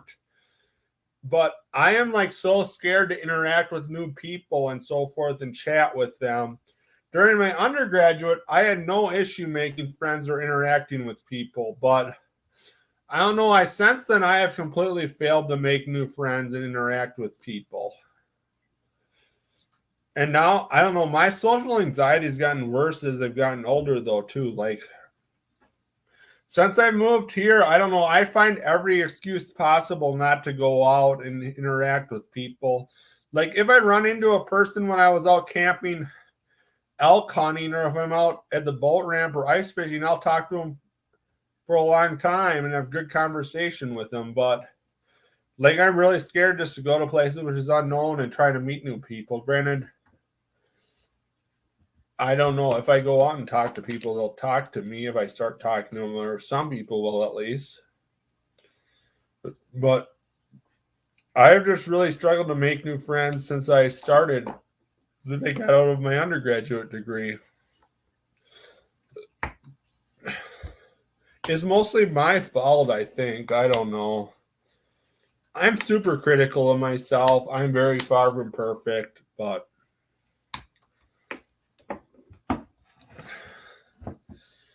yeah, during my undergraduate degree, I was fun and had all sorts of friends. I also was getting rides in cop cars too. I don't know how I didn't get more tickets.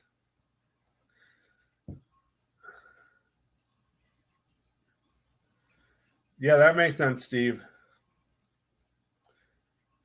I don't know. I have quite a few followers on YouTube. Literally, I talk to more people on social media than new friends I make. Like, I don't know. Maybe I should go live more on YouTube just to talk to people I know, but those are literally the people I interact with the most.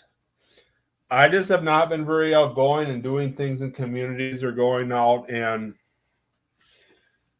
trying to meet new people at like bars or churches or doing community events, which I actually should do to help my curriculum vitae, but I should probably do more volunteering and communicating events and stuff because how it stands now, basically the only volunteering I do is peer reviewing papers for other journal articles that, or actually journals. Like if you submit a paper to a journal, a peer reviewed journal, they send it to other people that have studied similar things in the field. And then they ask people who have studied similar things in the field to review the paper. And I choose to accept to review certain papers. So, and it's a voluntary thing to agree to review different papers. And if you ask Dr. Lowhide, he would tell you the same thing. I'm sure he's done it on hundreds of journal articles.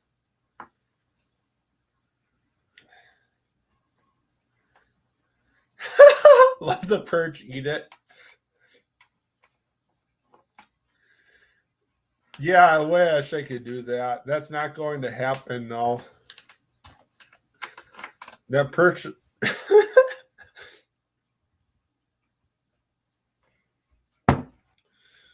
Actually, I think with perch, though, like if you get too many perch in the water, they actually eat themselves and thin themselves out because they're so aggressive.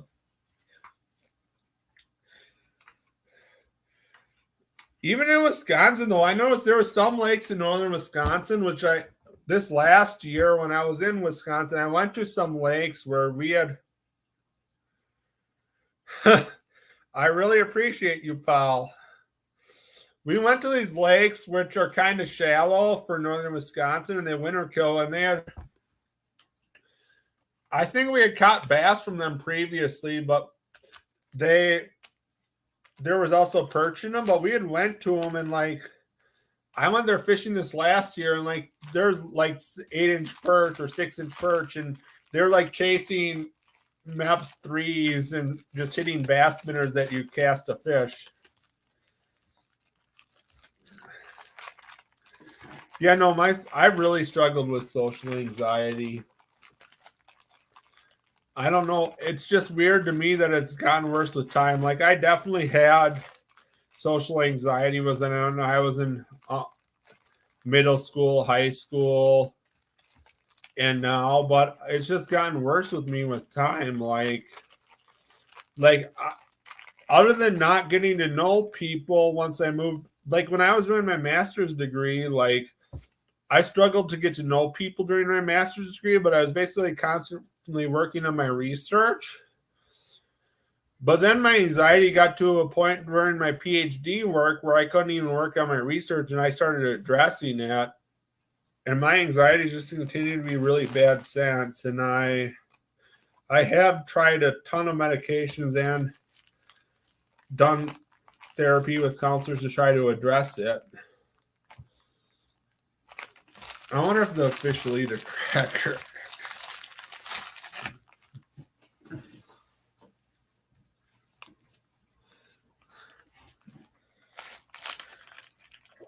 Oh, my perch ate a cracker even.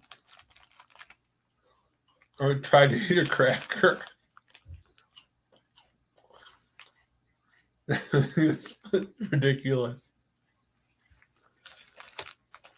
They don't like the cracker though. It must not be like fish in the creek that are trying to get in your minnow trap.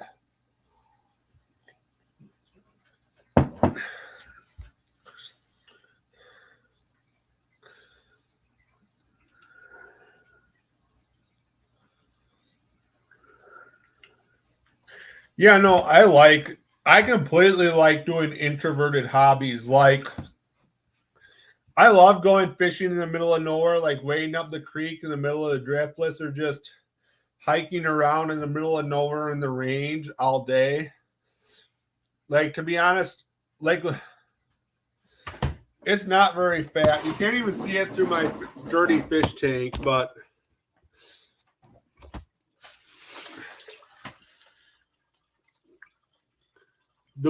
there's just a bluegill and a perch and a stonecat that doesn't come out.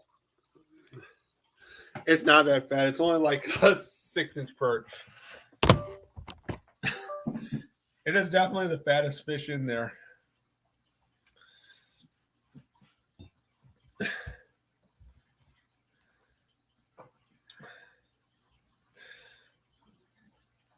But yeah, I don't know. I just like doing hobbies that are in the middle of nowhere. Like, to be honest, when I went out and hiked in the wilderness all day or hiked in the BLM land, I had so much fun just wandering out there in the middle of nowhere, finding some shed antlers, seeing some mule deer, even though I didn't see crap for elk.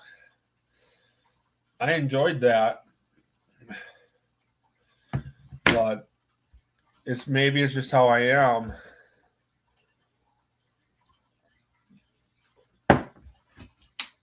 To be honest, the hobbies I like doing are all really introverted, and me liking to do research or lab work too is really introverted. Like, I just work in a lab by myself or work on writing a paper by myself and sit away from people. I don't think the bluegill and perch like townhouse crackers very much. So they just keep spinning out. I don't hike for mushrooms that much. Like, I pick up mushrooms occasionally. I'd hike for like asparagus or stuff. I have an allergic reaction to morel mushrooms.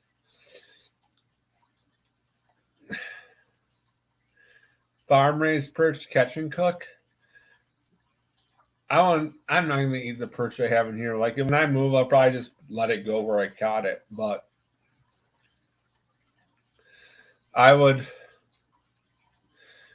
farm raised perch would taste good. Perch taste amazing. To be honest, I love keeping, like, although they are a pain in the butt to keep, like, I think if you keep like 7 or 8-inch perch and go through all the hassle of filleting them and deep frying them crispy, they're some of the best fish you'll ever have. They're like perch chips. But it takes a lot of energy to get much for meat off of them, but they taste so good.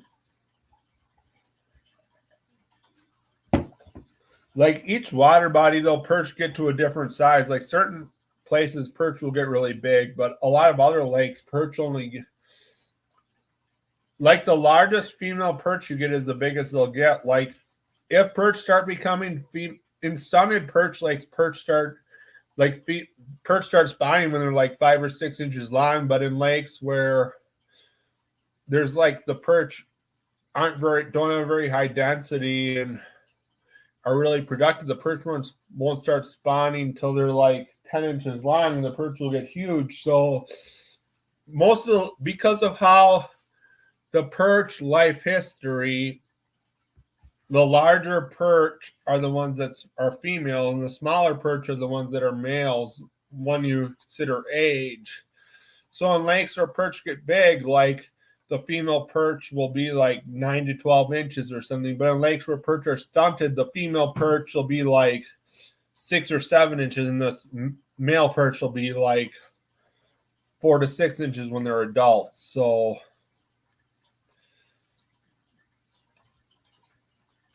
in places where perch are stunted, the female perch will be much smaller than in places where they get big.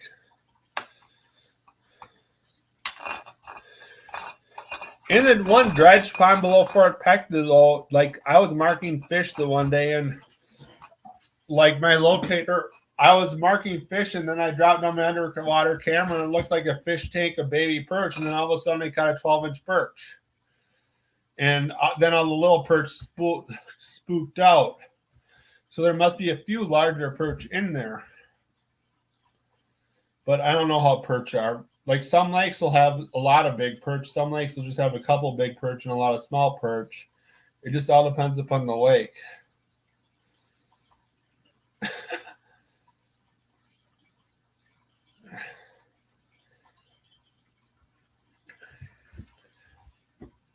Perch are good eating though. If I move to Texas, I'm a miss catching perch, although perch don't fight that great. They taste really good though.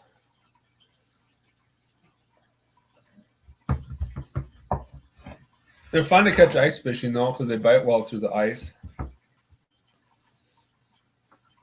I actually wish when we stocked the gravel pit at our pond by Spring Green, we would have just put perch and bluegill in there, not put bass in there initially, because we messed up how we stocked it, and we put like bluegills and bass in there at the same time, and the bass took better than the bluegills, and it's just turned into having a bunch of little bass in it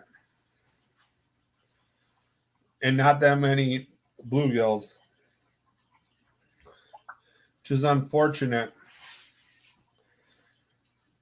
but that's how it goes. Like that same thing probably happened with Mud Lake too, is like bass got in there once they killed it, there was a whole bunch of bass got in there, and the bass took well. So when I was fishing it like 2 years after they winter killed, they poisoned it, there was a ton of bass in there, and the bass took well, but there was tons of them. I'm sure there's now bluegills in there, but at the time there was just a ton of bass in there.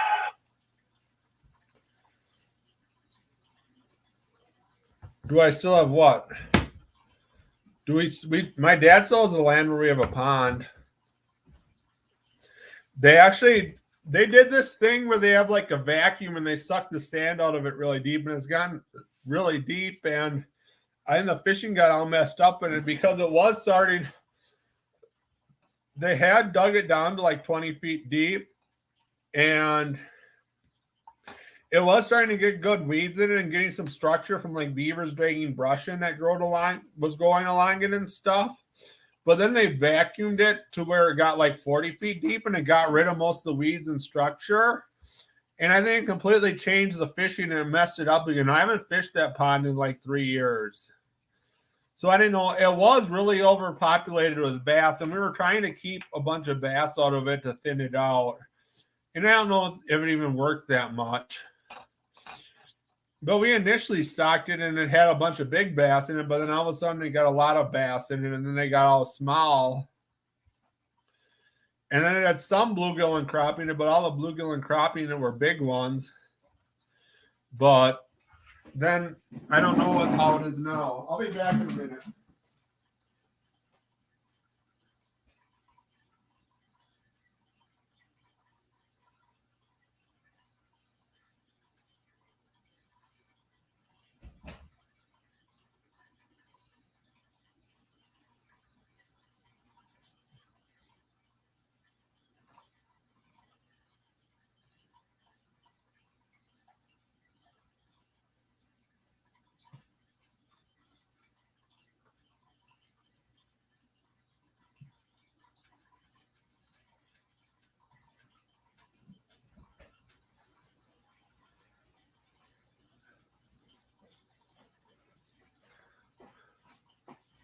Like Devil's Lake. Yeah, Devil's Lake has a whole bunch of little bass in it.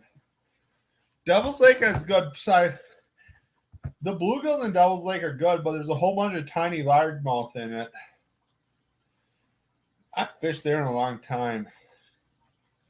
I think when I did a largemouth bass catch and cook, that's where I caught the largemouth bass from, though. Thanks for stopping by, Steve. If I move back to Wisconsin, I'll get you to shave some goldfish in my hair, but I appreciate you stopping by.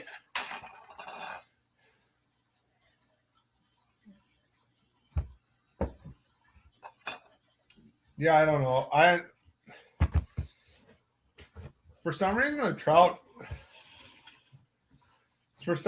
trout, when I've tried trout fishing in open water in Devil's Lake, I had a hard time keeping them hooked. The trout there are really fun to catch to the ice, so trout are really scrappy to the ice. They shake their head a lot. Same thing with the big lake trout in Fort Peck. Those things are really scrappy too. And hard to keep hooked. They go crazy when you hook into them.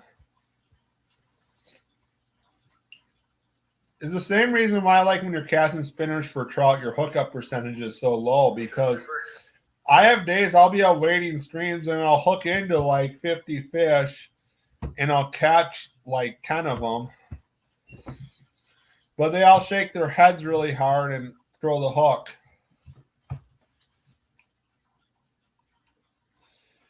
I guess my hookup percentage when I'm trolling for lake trout is higher, but you also have a lot of pressure keeping them hooked. And you have some massive rods and you can have more control of them.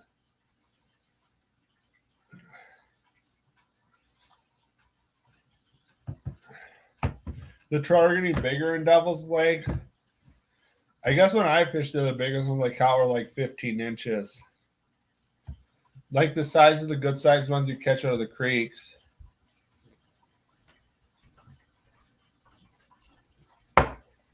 And the biggest one I caught out of Spring Creek was 20. And I think I've caught like 2 19 inches out of there. There's a few bigger fish in. Nice, that makes sense. There's a few bigger trout in Spring Creek. I hear people catching some 20 plus inches out of there once in a while. I don't know. I guess I just fish for everything. But my name is Muskie Hans. In Wisconsin, I do a lot of muskie fishing. I guess to get more consistent YouTube videos, I just kind of turned into fishing for whatever bites. Trout fishing been easy for me to get easy for me to get content in Wisconsin, and I could get content pretty much year round. But I don't know. I'm not the biggest bass angler.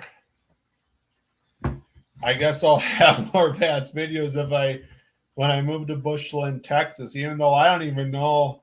I have no clue how good fishing will even be there. Hopefully I can just work there for a year or two and find a research soil scientist job with the USDA and go there. Or get a faculty position. I wish I could get my PhD advisor at UW-Madison's position. It's actually a research soil scientist position would be easier than PhD than having a professor position at UW-Madison, especially if you had a boss like the one where I'm at now, because there's this one, supposedly as a research scientist with USDA, you're supposed to publish at least one paper a year or submit at least one paper a year. But there was this one research soil scientist at my office who had only published one paper, which he was first author of in like the last 6 years, which is not very good.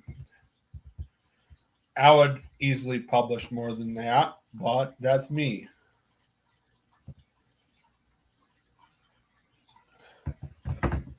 Oh, that's a big bass. Is that Lake Conroe in Wisconsin?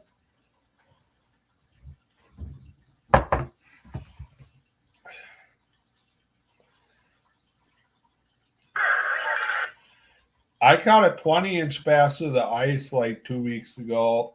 That's the biggest bass I've caught in a long time. I didn't catch that many bass when I was living in Nebraska for a year. I caught some, but I think the biggest one I caught was like 16 or 8. Oh, Texas. That makes sense. I don't know why, but I just have not been a hardcore person targeting bass. Like sometimes I fish for them, but I don't just go and intentionally target them.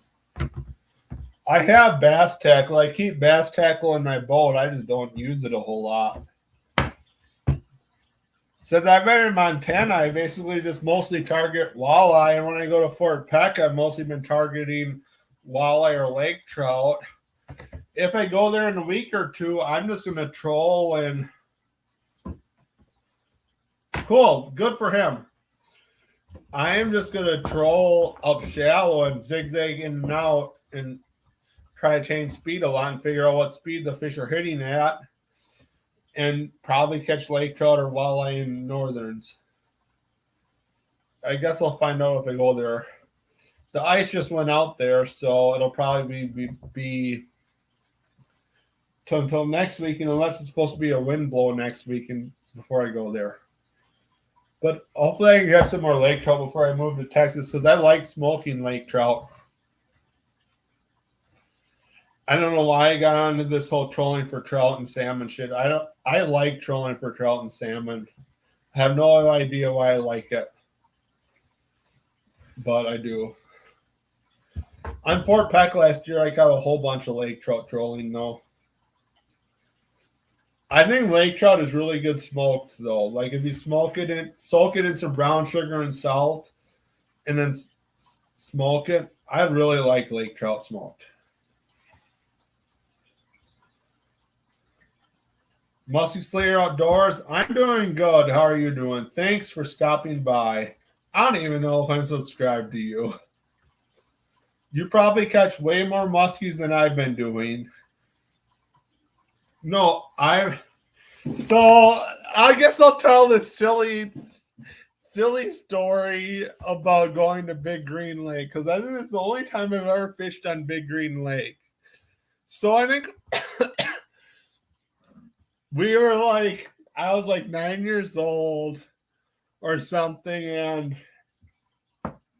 we had this boat, which we actually burnt. It was like a 15-foot fiberglass boat or something. And we went up to Green Lake, and we were trying to troll for lake trout out there. And this was way before we bought any actually like line counter trolling rods or hardcore trolling setups or downriggers or anything. And we were just taking our regular fishing rods out trolling. And we were out there, and I think it was my dad and me, who was like 9 or 10, and my sister and brother were younger than me. We were out trolling, and we were all trolling around, and my dad had some weed, and he was trying to smoke weed out of a pop can. I think it was weed anyways. And we just were kids, and we just thought it was so funny. He was trying to smoke stuff out of a pop can. And I think I was just trying to steer the boat when I was like 10 years old. And we just remember the story about my dad trying to smoke stuff out of a pop can. I've only caught like 100 or 150 muskies, not that many. Biggest one I caught was 51.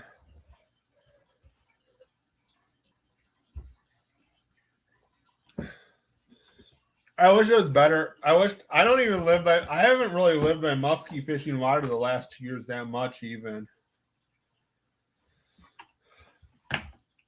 I would love to live by muskie fishing water. I just have somehow got moved away because of my career choice where there's not good muskie fishing water. Yeah, that was a good one. Yeah, I heard that, Shane. Thanks for stopping by. I appreciate it.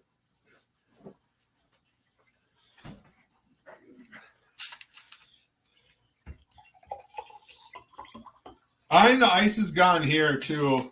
If I go fishing this weekend, it's going to be open water fishing. I hope I can catch something. I might just go to the lake I've been ice fishing and just jig over the side of the boat, or with like fake waxworms and minnows, and cast out a hook and a minnow and hope I catch some northern or perch or stuff.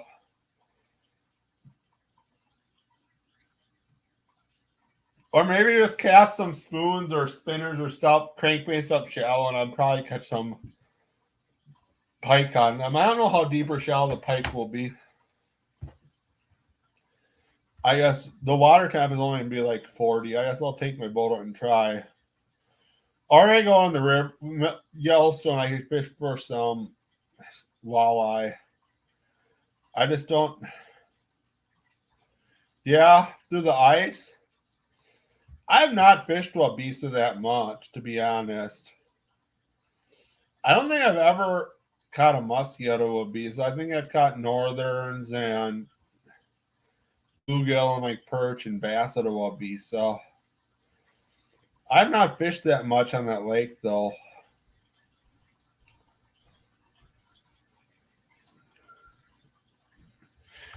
The Madison Lake I fished the most for muskie was Wingra. When I was doing my PhD there, I take my canoe out on Wingra a lot. I've taken my boat out on Monona and Mendota and Wabisa some though. I haven't done very well muskie fishing on Madison Lake beside Wingra though.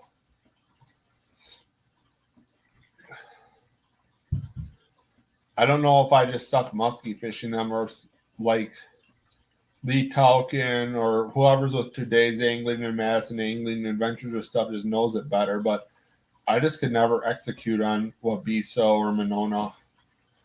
I think the only muskie I've actually caught out of Monona was ice fishing.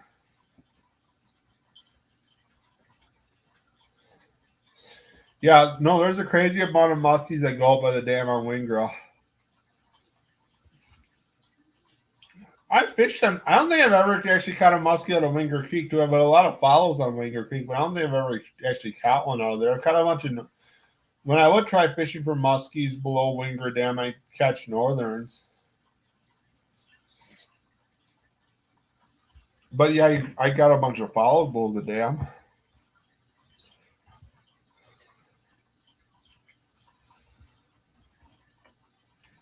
There's definitely a lot of muskies up by the dam. I know I tried ice fishing below the dam one day, and Amish came. No, not Amish. Or Jehovah's Witnesses gave me literature when I was ice fishing below Wingra Dam the one day. That was pretty funny. And they're on video. I literally had no clue why they walked out on the ice to give me their literature because there's literally like 4 inches of ice. It was in December, like just after everything had frozen over, and they came out to give me their Jehovah's Witness literature on the dam on like Wednesday or Tuesday or whatever day of the week it was below the dam. That was a pretty funny video. That was when I was actually trying to make YouTube videos too. Was that like 2018? That's a long time ago.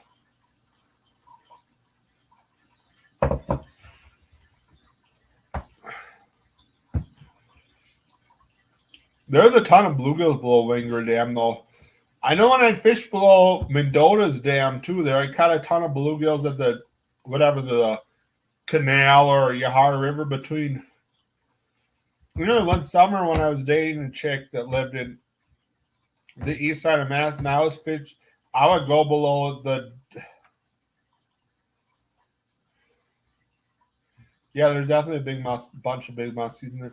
I would go fishing on below the spillway of Lake Mendota, and I was catching a ton of bluegills there too.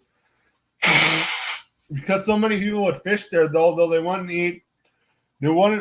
eat worms. But I would just take a little nymph you'd use for trout fishing. I just cast out a little nymph you'd use for trout fishing, and the bluegills would just hammer the nymph. Like they knew what a worm was on a hook because everyone would fish with it. But if you used something really stealth and small, like a tiny nymph you'd use for trout fishing, the bluegills would just hammer it. You could just watch them eat the nymph one after another. It was a lot of fun fishing below the Mendota Dam. Bluegills in Lake Monona would act the same way though. Like through the ice, they want really small stuff. I actually really miss fishing Monona Bay because that's a lot of fun ice fishing.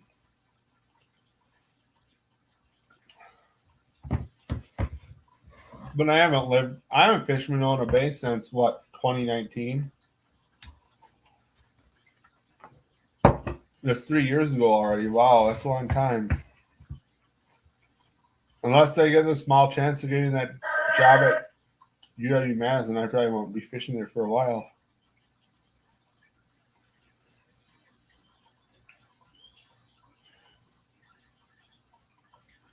Good for you, Shane.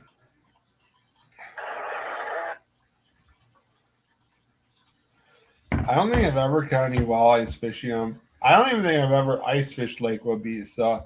I caught a bunch of walleyes fishing to the ice on Mendota, but not on Wabisa. To be honest, Mendota was close to where I was working at UW when I was last lived in Madison, though, so it was close for me to go to. Wabisa was on the south side. You didn't fish Monona Bay all winter. Yeah, that's just a good action spot for bluegills. There's lots of bluegills in there. I guess I just didn't fish on Wabisa much because it wasn't close to where I worked at. And I lived in Lodi, which is on the north side of Madison, and Wabisa is on the south side of Madison.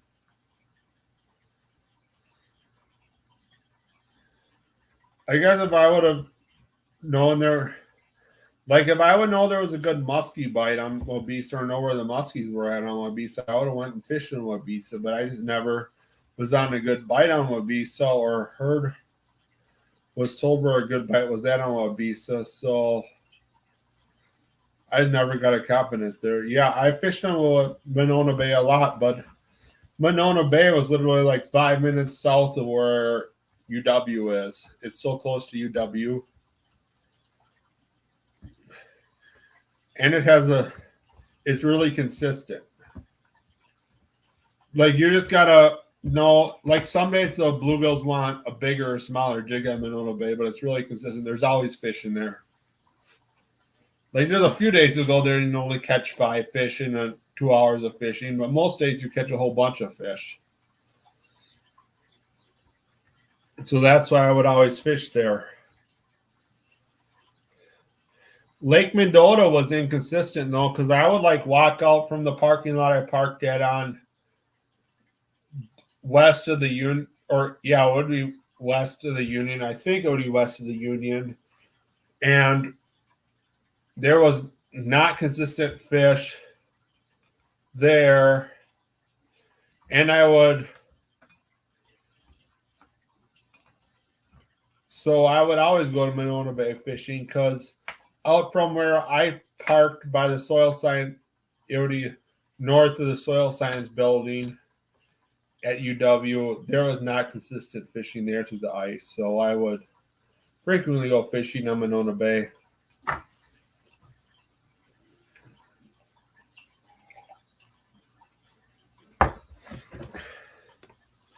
Lake Mendota is completely different than Lake Monona, though, because Lake Mendota is a lot deeper than Lake Monona, average-wise, anyways.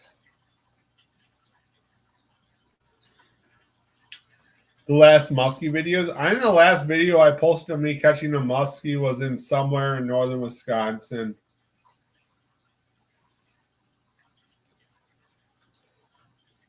There's this action spot I fish in way north in Wisconsin, I think on the Chippewa River, where I catch a whole bunch of them.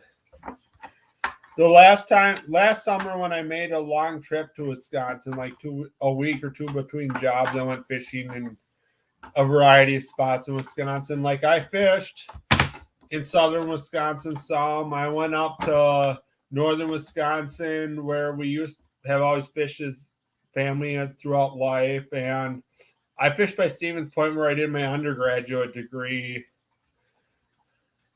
And I think the only place I caught muskies was in northern Wisconsin, but I think those were on the Chippewa River or some little lake up there.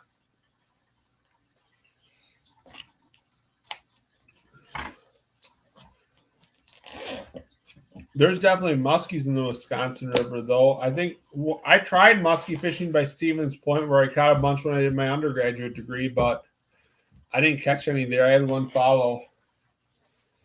I just think I caught catfish and walleyes and like 1 or 2 bass there. Smallies.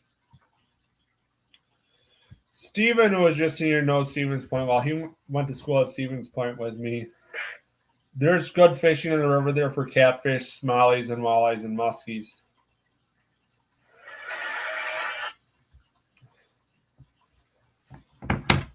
The river up there is dirtier than it is in below Lake Wisconsin. Like the lower Wisconsin is actually cleaner than it is by Stevens Point. It's really dark colored by Stevens Point.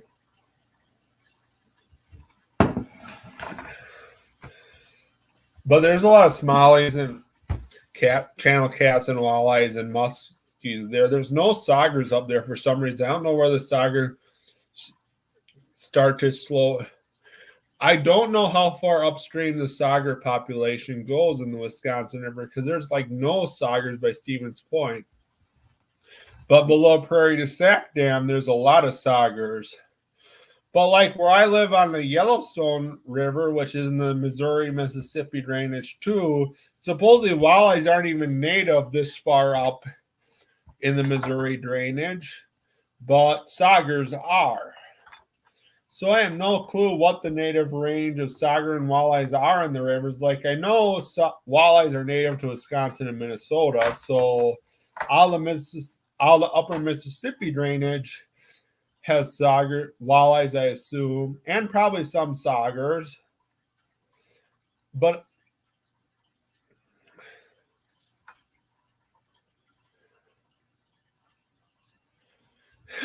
that makes sense, Shane.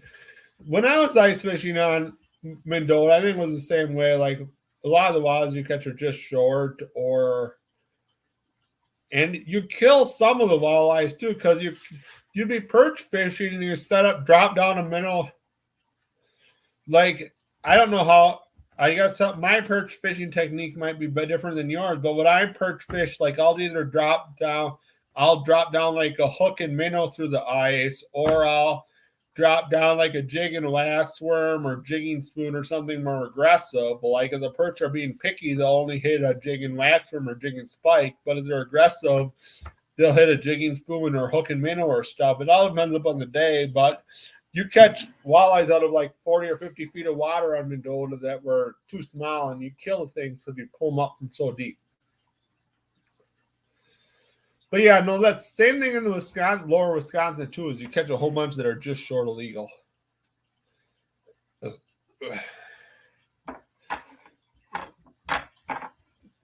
But like I have no clue. It makes no sense why there wouldn't be walleyes way up the Missouri and saugers, but I guess there aren't walleyes way up the Missouri River.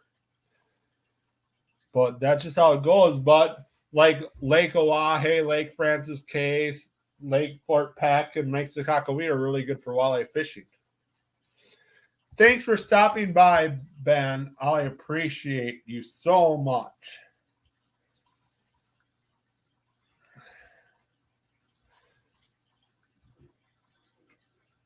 I hope you learned something from me or didn't learn something.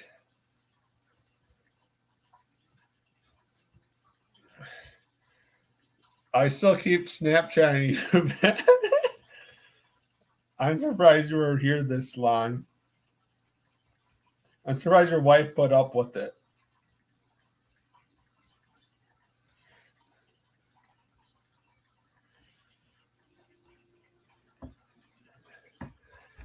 I haven't talked with you that much at all or done a live stream. I don't know. I just haven't been in a live streaming mood. I didn't even know who would show up to my live stream, or I'd be live this long. I just didn't feel like editing a stupid video of me making Northern Pike Caviar and then having no one watch.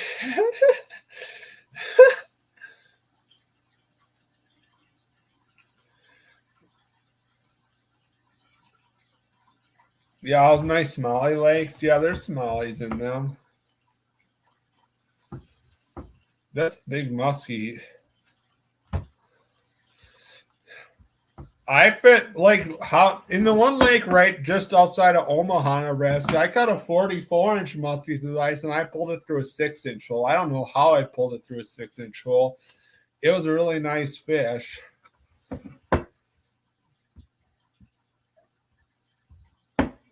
How big a laker did I pull?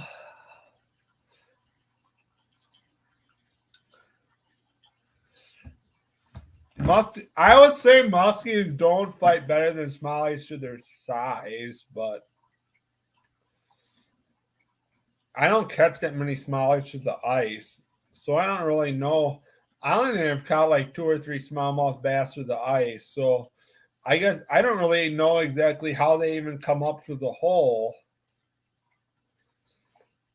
The muskies, the 2 I only think I've caught 3 muskies through the ice.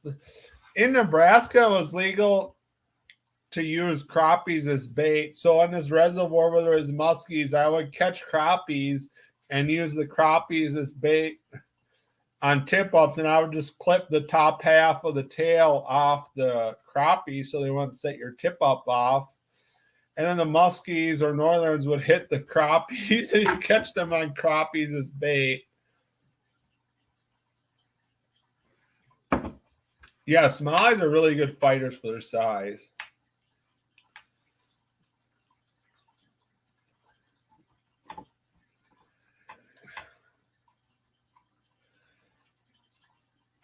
Yeah, I'm decent at handling multiple rods at once. I get a few situations where it gets messed up. Like, I don't know. I don't even know if I posted it to YouTube yet, but I've had a few situations this year ice fishing where I've been. When I ice fish, I frequently. It's the same way open water fishing, though, too. Like, you cast out. Like, I'll put down one rod with just like a jig and wax worm, and I'll put down another rod with a hook and minnow or something more aggressive. And like I've had a few situations this winter where I dropped down a second rod.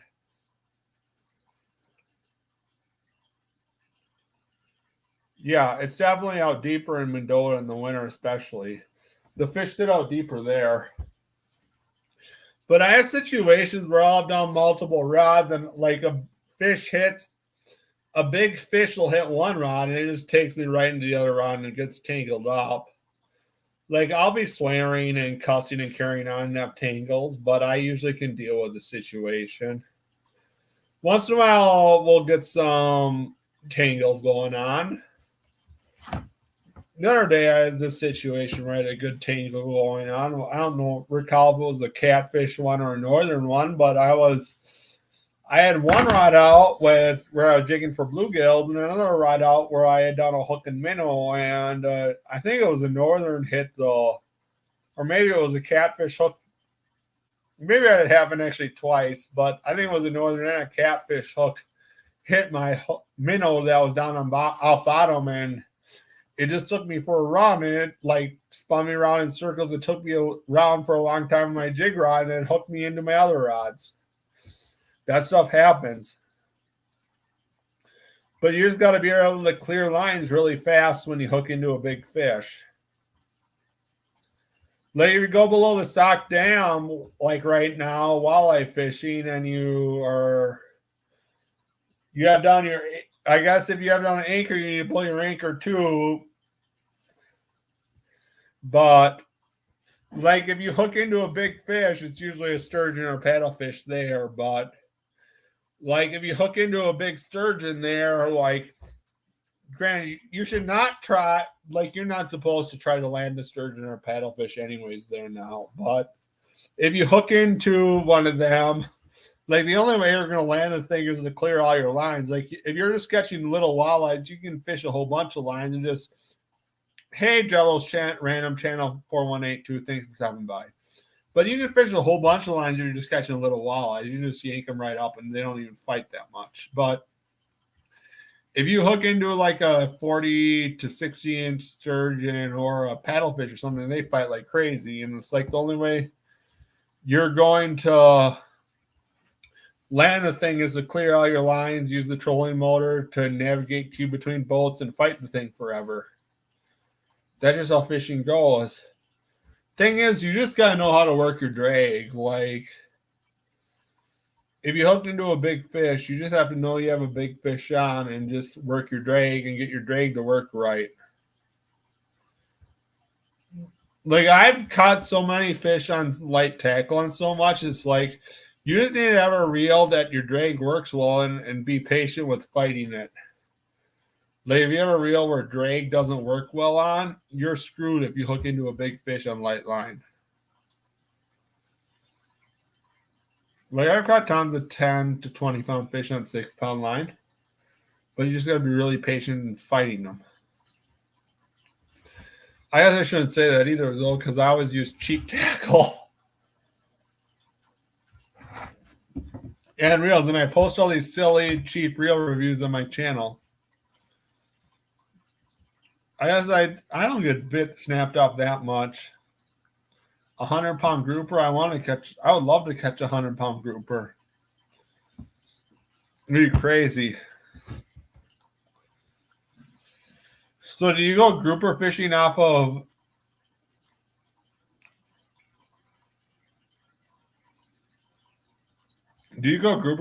somewhere off of Florida?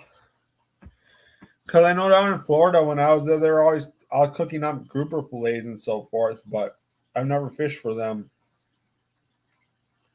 A carp fest. Carp fight like crazy, to be honest. But the thing with carp is, though, like if you fish with heavy tackle, like if you cast out like a worm or corn behind a heavy sinker and heavy tackle, they won't hit it. But if you cast out a worm or hook behind 6-pound line, the carp will hit it. Like the carp seem to be really picky about line diameter or line visibility and stuff, but they fight like crazy. So from my minimal experience of fishing for carp is they seem to like light tackle,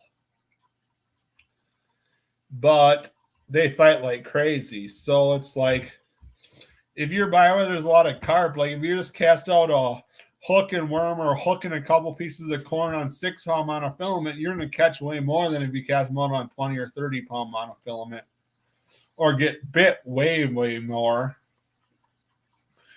But that's just my personal experience. I'm not a big-time carp fisherman, though.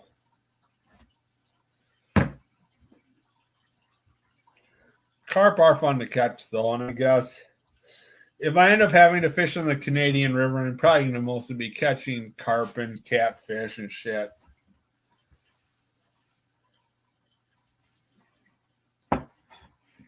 But I will find out. I'm actually debating. I have no clue even how consistent the Canadian River flows. So it was only like 80 cubic feet per second now, and it's not even summer yet. That's me by where I'm going to be living. I don't even know what lives in there for fish. I know there's some reservoirs on it, but I don't even know how consistent of water flows through all summer. Lincoln, Nebraska, the little creek through there, at least I could catch fish from, although they were mostly rough fish. I have no clue how it's going to be flowing through Bushland, Texas. Who just messaged me? What's breaking NFL news? Thanks, Jello. No problem. I appreciate you for stopping by. That's just eyebrow stuff. Why do I even follow you? I thought it was going to be the Packers actually signing someone to get them better rather than doing absolutely nothing in free agency and just keeping their same team. Besides, so they lose in trades and free agency because the Packers are lame. I'm sorry. Regardless if I live in Wisconsin or not, I'm a hardcore Packers fan. They're just really lame in trades and really lame in free agency. They just draft who they draft, and they keep the people who they like, and they don't keep the people they don't like.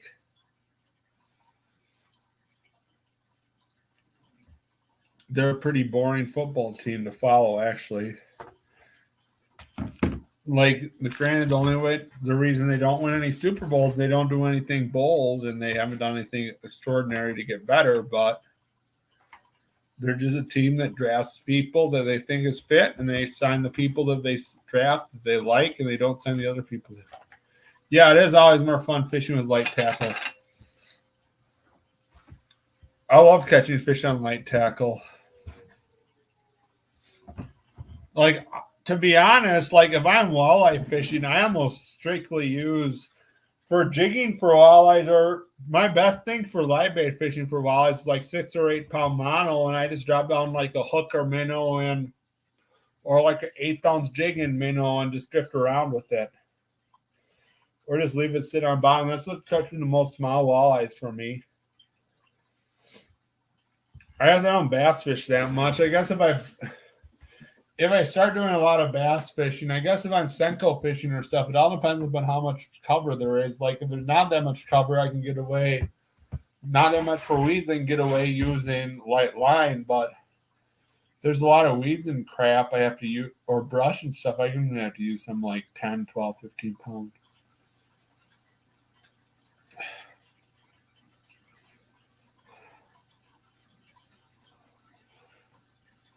Holy crap, that is a huge grouper.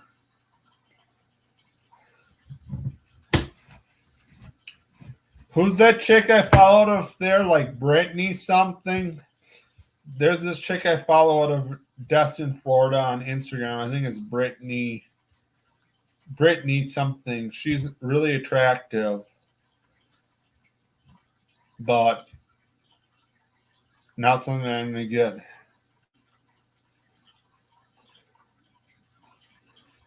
Tell me your honey holes around Lincoln.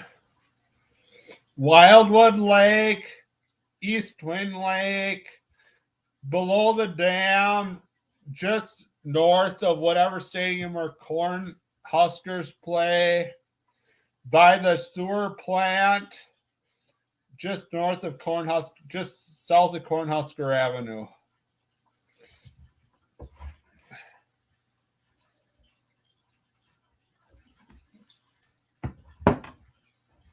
And shoot, I don't know the spot on Branched Oak Lake, which is hot for crappies in the springs.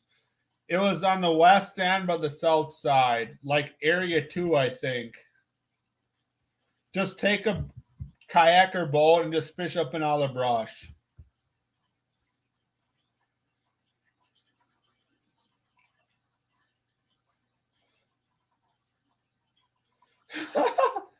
That makes sense.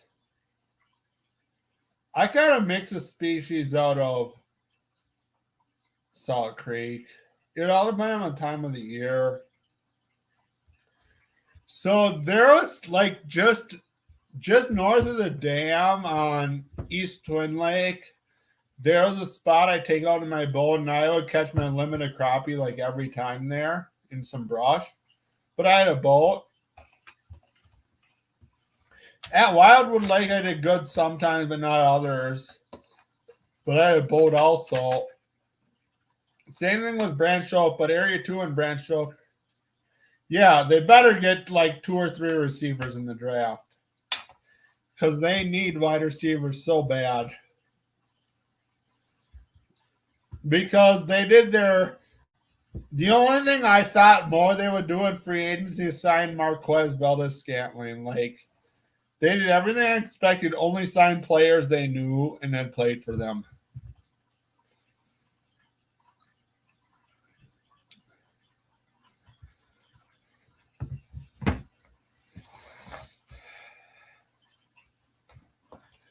Yeah, there's a spillway, I don't know, right by the soccer fields and by UNL that on Old Creek where I cut a bunch of shit from.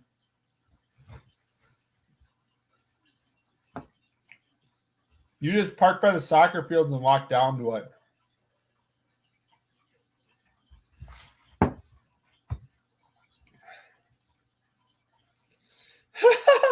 Yeah, that's definitely true. I'm surprised Aaron Rodgers didn't even sign with the Packers. I was surprised.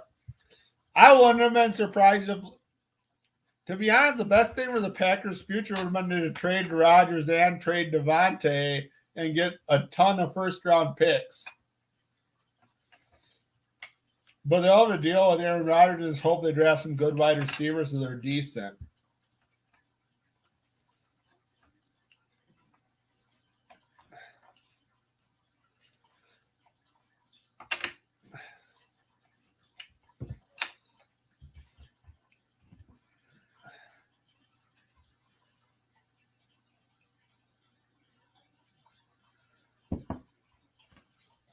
You definitely catch huge fish on 6 pound line. The only issue, to be honest, ice fishing, the only issue is northerns biting you off. The one lake by me, if you've been watching my videos where I was catching all the fish, though, like I would put out tip ups with 20-pound leader with fat. Granted, I only had fat heads on them, but I would put out tip ups with fat heads, and I wouldn't catch crap for northerns on them. But then I put out tip downs, I'll put out tip downs like for perch fishing, and just leave the spool open so they could spool if you hooked into a northern. And almost all the northerns I would catch were there in my dead stick sitting by me with 6 or 8 pound line, or the tip downs I had set up with 6 or 8 pound line. So it's definitely like the line thickness was deterring the northerns from hitting the minnows I had out on the tip ups. Because I hardly caught any northerns on the tip ups. But I would catch lots of northerns on the tip downs or dead stick minnows sitting right by me. So that lake, granted, that lake you could see probably like 5 to 10 feet, and so it was pretty clear. But fish were definitely queuing in on line thickness there. It was good for using aqua views, though, and underwater cameras, though, because you could see the fish coming and see how finicky they were. Oh, it's Brittany Tarico, I think, who I follow on Instagram. I should not even follow them. Some girls just somehow cause me to follow them because of some reason. She works on some charter there, but she's only popular on Instagram because of some reason.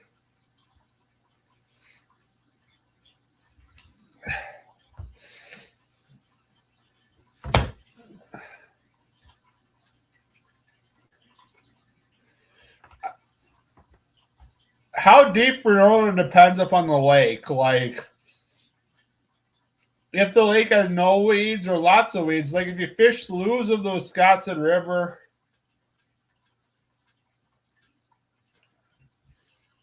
to be honest, if I was staying in Montana, I'd have tons of trout fishing plans this summer, but I have, to be honest, if I move to Bushland, Texas, I have no trout fishing plans this summer. Unless I'd head west into New Mexico or Colorado, I would probably not be trout fishing much. I might go trolling. I'm going to go trolling for lake trout like this next weekend, maybe on Fort Pack. I'm just going to troll crankbaits or spoons and just maybe start up shallow and troll for whatever bites. And if I'm not getting anything up shallow, I might dip out to like 80 or 100 feet and just throw on spoons for Lakers. I have no idea if that's going to even work. I was at the bait shop there and see what's there working. Don't click on clickbait for looks. It's so hard to avoid with testosterone, though. But I would say for northern, it all depends. Like some places, northerns want it just below the ice, but other places, northerns want it just up off bottom. Like you just got to try to figure out what works. Like my thing, I guess my opinion is with setting tip ups or tip downs or anything is if you want to catch perch or walleye or stuff, you set them like a foot up off bottom. Like if you put down a minnow on a tip up and you want to catch perch or walleye, you set it like a foot up off the weeds or bottom. So if you have a Vexlar or a flasher, you just see where it shows hard surface underneath it and you set it like a foot up off it. But if you want to catch northern, you can set it just a foot below the ice. You can set it a foot off bottom. Like if you're not getting bit, you just change up the depth. Like usually where I've been ice fishing in my videos, I just set it a foot up off bottom because I'm trying to catch whatever bites. And I know if it's like a foot or two up off bottom, I'm going to catch perch, crappie, or northerns. Like they all track the same depth. I dropped down my underwater camera, and regardless of what I'm jigging, northerns come into it even if right on bottom. But northerns like to feed up. Like if you just want to catch northerns, you want to set it like a couple feet up off bottom.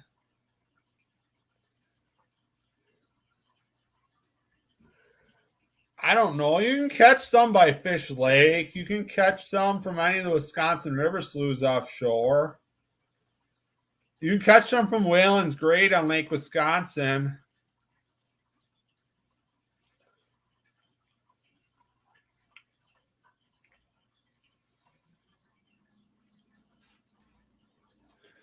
I don't know. I don't know the spots. Like northerns like areas where they're shallow and weeds and cover for hide. Yeah, I don't know. I like fluorocarbon for some ways, but not others. What was the line I had really mixed up in? Oh, it was Cast King Fluorocoat. It had like no give and it snaps really easy. Like fish like it. I think I had some like 20-pound fluorocoat and then I got some 4-pound fluorocoat for ice fishing. Like it works fine, but it seems to snap so easy.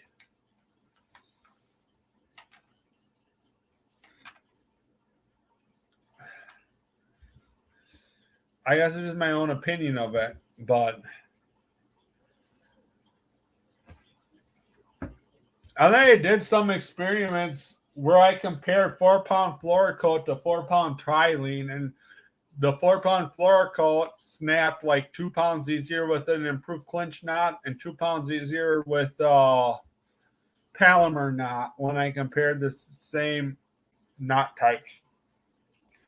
And I did a depth thing experiment where I like poured water into a bucket to see where it broke at. I would have to show the link to that video to actually show when I did it. I think that was like 3 years ago, but I should actually do some more scientific line tests. Maybe if I have more money, I'll do that. That'd actually be fun. Or do experiments with different braid lines at the same weight and see how they do. To be honest, I think braid, fluorocarbon, and mono all have their same advantages and disadvantages for certain situations.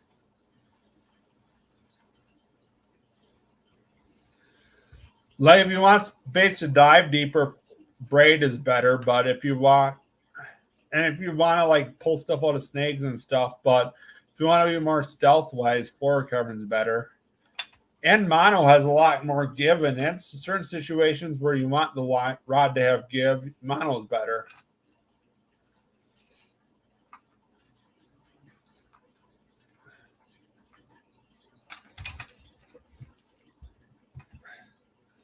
But that's my own experience of using different types of line.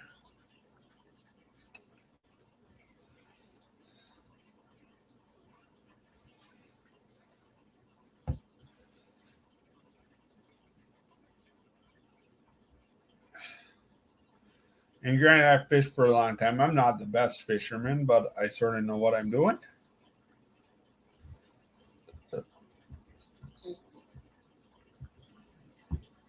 Holy crap, I've been live for almost 4 hours. It's crazy.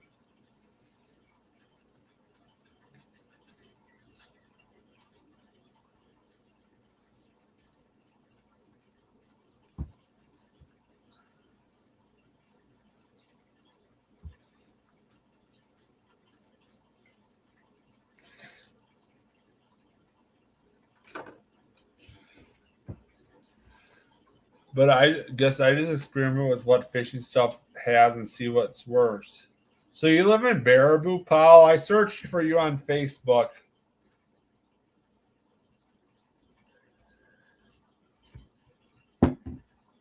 Was what right or left?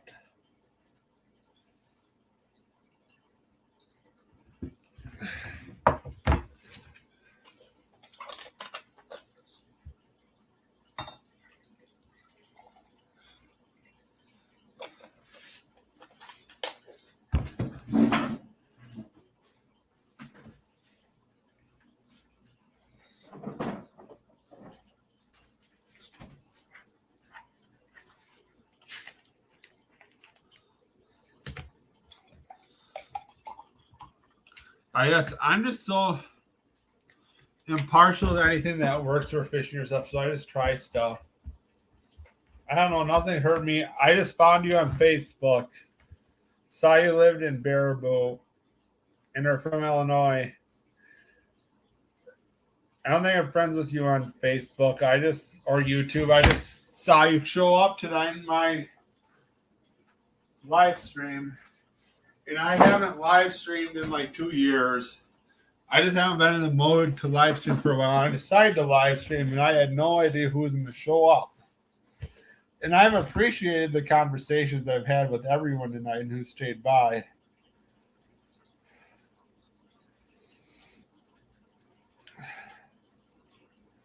So your son tournament fishes in bass for bass, Paul? That's awesome.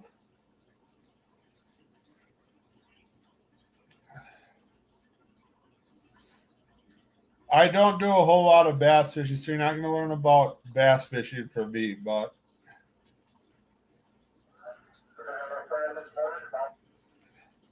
I don't know what to say.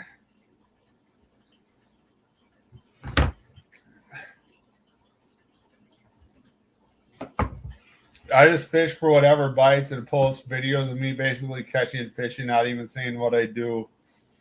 Should probably basically give my depth and line off counter and what baits I'm using and temperature and everything, but I don't. That wouldn't even be that hard to add to my videos, but I haven't, and I should add it, but I'm just really bad at vlogging what I do. It's not even that hard, though. That's the sad part. I really should just make my videos more of a vlog and say, like, hey, it's 50 degrees out today. I'm going out fishing. The water temp is 55 degrees. I'm going to drop down this, this, and this. Oh, here's a fish. That's what I should really say. But I never end up posting that. Half the time I don't even say that specific details. Granted, some of the times I'm not supposed to say, don't want to say that. Like, to be honest, here where I fish in Montana, like no one fishes. And I kind of just want to post videos of me catching fish, but I don't want to say exactly where I'm at. Like, I don't care if I go to Fort Peck and catch fish because Fort Peck is a tricky SOB to fish because it's so big. There's huge smallmouth in Fort Peck, and there's huge fish in Fort Peck, but there's so much. It's such a tricky place to fish. Like, I don't care if I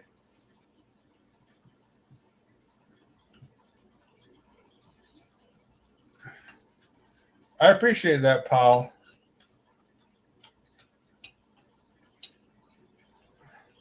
But it's like, I don't even care if people try because, like, I don't get the GPS coordinates or anything. So it's like, you got to try. Like, even if I tell you that I'm fishing 90 feet down one day, it's not going to be 90 feet down a different day. So it's just so variable there. I guess it's no different than saying something for one day on Lake Michigan. The creeks and the drift list, though, like, are a little more consistent to fish. Granted, every day is different still there. Like, one day I'll go out there and the hot bait will be a number 2 Panther Martin in gold color. And a different day I'll go out and the hot bait will be a number 6 Panther Martin in silver color. It just all depends on how the fish react to the bait you're using. You just got to try. Sometimes, yeah, I fished Rowan Creek. Rowan Creek's really good at times. I've done really well in Rowan Creek. There's a ton of trout in there. I have surveys from there. There's way more trout in Rowan Creek than Spring Creek in Lodi. It has really good base flow connection and it stays really cold.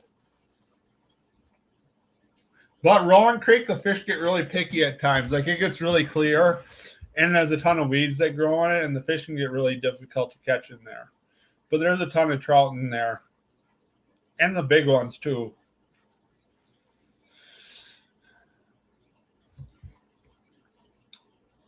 Or big ones as in 20 inches. I haven't fished there in like 2-3 years, but I think I have got like a 19 and a 20 inch out of Rolling Creek. I think I've got 2 or 3 19 inches and a 20 inch out of Spring Creek, but I've fished Spring Creek like 10 times more than I fished Rolling Creek.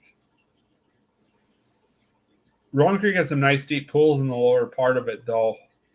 And there's some big fish in there. Like if you cast Rapalas into them, you can pull up some really big fish. Just go in the lower fishery areas and then just wait around, walk up in there, public areas, and fish.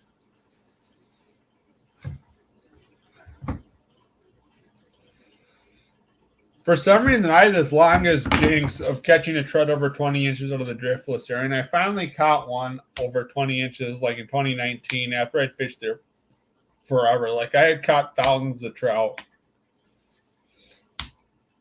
by the old mill. That's upstream farther where I caught the big fish. But yeah, there's fish there. There's a lot of fish around Point Eight in there. That creek has a really high trout abundance per mile, to be honest. But I had fished the driftless for years, and I hadn't caught a fish over 20 inches, and I caught a 20 inch, like a 21 inch out of Mill Creek by Lloyd. Not Lloyd. That's a different Mill Creek. That's a Dink City Mill Creek by Hyde, not Lloyd. The Mill Creek by Lloyd has so many little browns, and it's so overpopulated.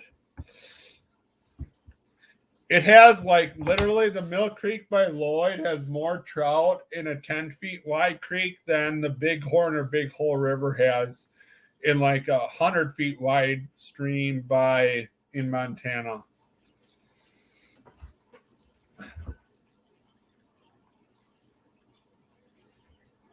There's such a high density of trout in some of those creeks over by Richland Center. But the average size is like 8 inches.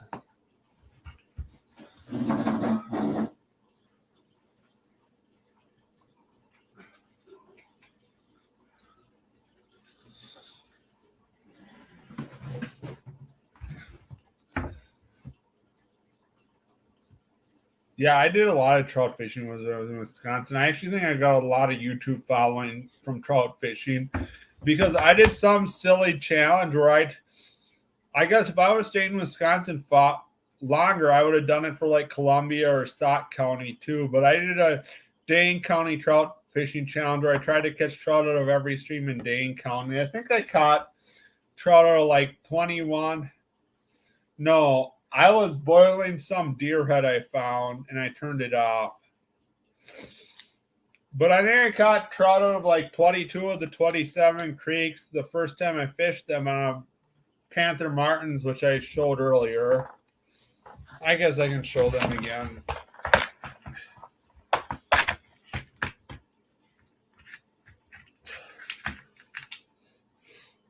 On these. And then I went back to a couple of the creeks and I caught fish there too. And no, the deer head not good. It's some deer head I found. It's really nasty smelling. Yeah, I did that. I found a bunch of deer died here from EHD last year, and I've been doing shed hunting just to get exercise and hike around, and I've accumulated a whole bunch of deer heads. And a couple of deer heads just had a bunch of junk on them, and I was trying to boil the junk out of them. I don't even know what I'm going to do. If I buy a house, I'm going to put a bunch of the deer heads I found on like a board, nice looking board, and just mount them on the wall. But I found, I think, like 20 or 30 shed horns over the last year and like 6 deer heads. So I have a whole bunch of deer horns sitting around. There's just a couple I found that had still had junk in them.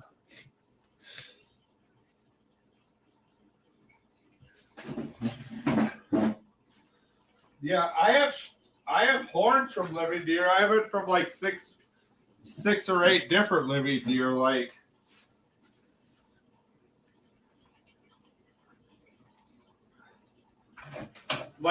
this one here, which is small.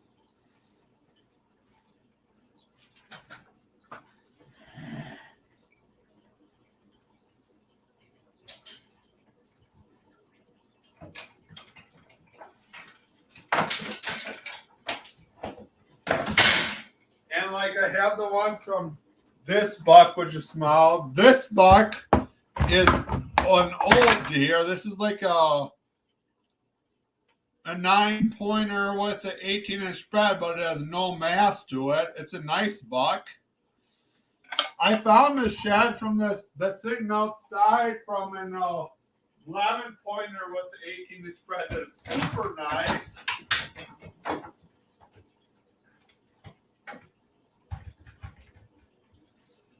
I found this mule deer buck. This is not a big mule deer buck. It's just a 2-year-old deer.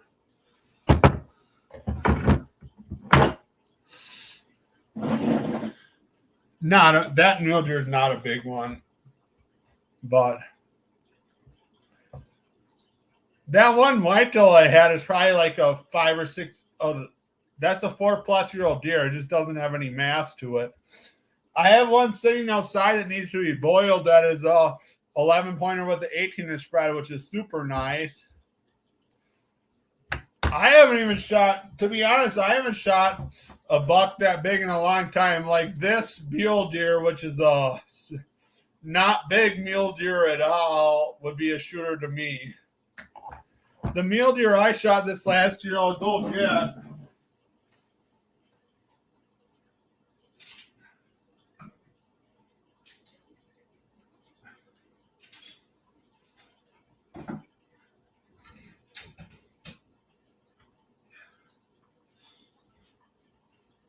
I had changed I was living in Nebraska and I changed residency to Montana. And this year, because I was a resident in Nebraska, I got a resident tag in Nebraska in the way northwestern part. And I hunted for 3.5 days. And literally, this is the biggest buck I saw. Like, it was just a complete crapshoot and so overrun with hunters on public land because there was like no public land in Nebraska. That was the biggest buck I saw. And this is the tiniest mule deer about I've ever seen. Yeah, I was right by Fort Robinson Park.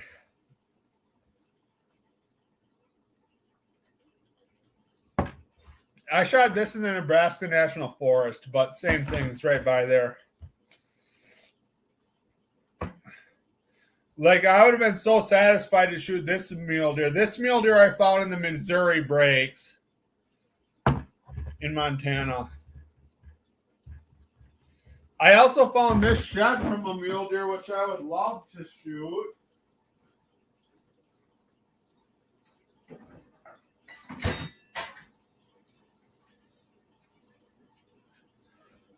I found this shed from a mule deer in Missouri breaks, which I would really love to shoot. This is like would score like 150 or 160. That is a nice mule deer.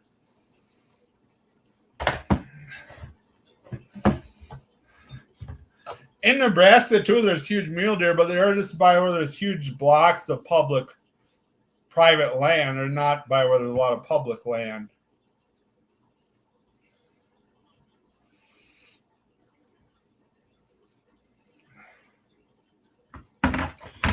I don't know. I haven't shot a trophy deer. The biggest deer I think I've shot was an 8-pointer with a 17-inch spread. And it's way thinner than those horns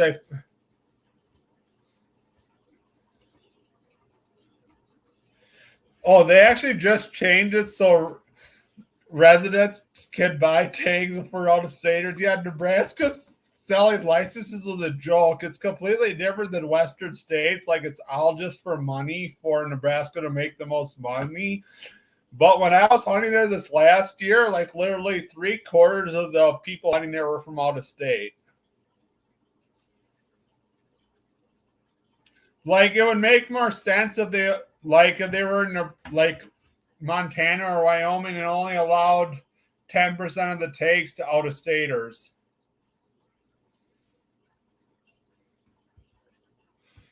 Because, like, in other Western states, like, out-of-staters can only get, like, 10% of the deer tags or 10% of the elk tags. But that's not how Nebraska was.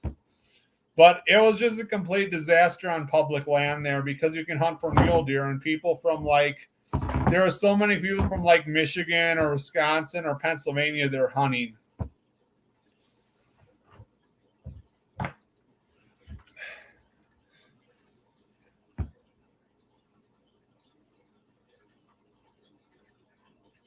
Yeah, that makes sense. To be honest, I don't really want to move from Montana to Texas for hunting or I don't even want to move from where I'm at now to Texas because Texas has like no public land and Montana has a whole bunch of public land. And granted, I was elk hunting during peak rut, but when I was elk hunting in Montana, like I would hike like 3 miles off the road and I wouldn't see a single person all day long.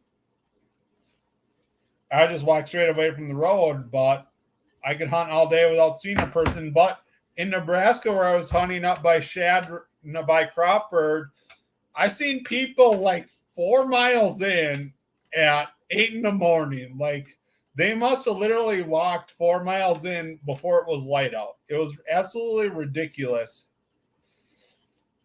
Andrew, I appreciate you saying here this slide. This is getting to be an interesting conversation. Peak rut for mule deer is after whitetail deer too, though.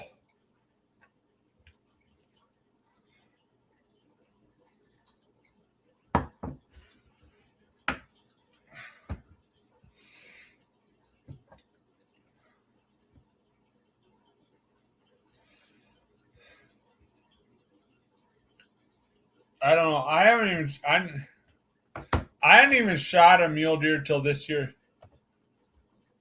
Oh, Peter's my buddy. Peter worked with me. Appreciate you, Peter, for showing me. I should talk to Peter actually. I hate who he worked for at University of Nebraska, but I appreciate you showing me your channel. My channel, I mean, sorry. I'm getting kind of drunk.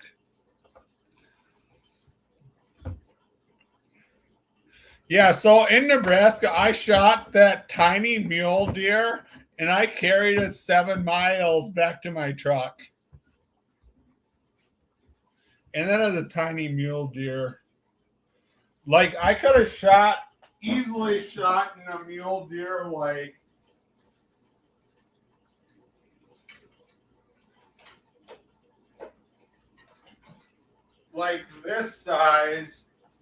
this size in Montana this last year.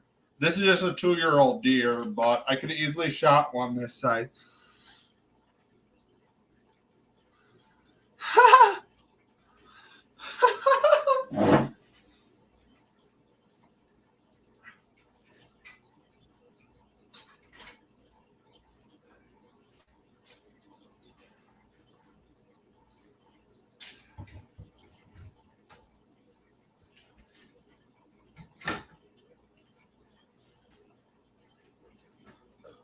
But when I was elk hunting, I saw a bunch of like 2 or 3-year-old mule deer. That mule deer that I shot was a 4-corn was probably only like 125 pounds. That was small. Like those 4x4 mule deer I showed you antlers of here would probably be like 200, 250 pounds or stuff. The mule deer doe I shot in Montana was just as big or bigger than mule deer buck I shot in Nebraska.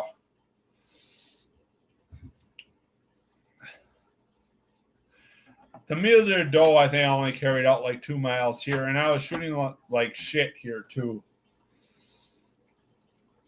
I didn't drag it. I quartered it out. I just kept the front and back quarters and the back straps and tenderloins and put it in the backpack and carried it out. I don't drag that stuff out that far. I actually heard in Nebraska before, like 2 years ago, you actually had to drag the whole fucking deer out, which is fucking stupid.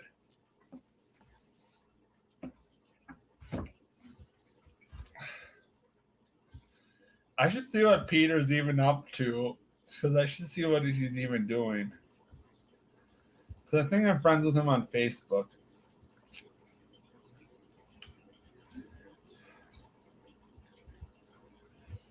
Yeah, I'm friends with Peter on Facebook.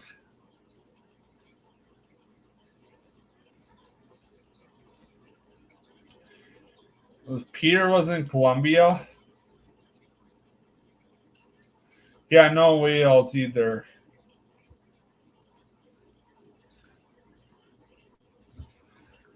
Yeah, you just gotta quarter it out and carry it out. Thing is, if you like shoot an elk or something, you gotta carry it a long goddamn ways.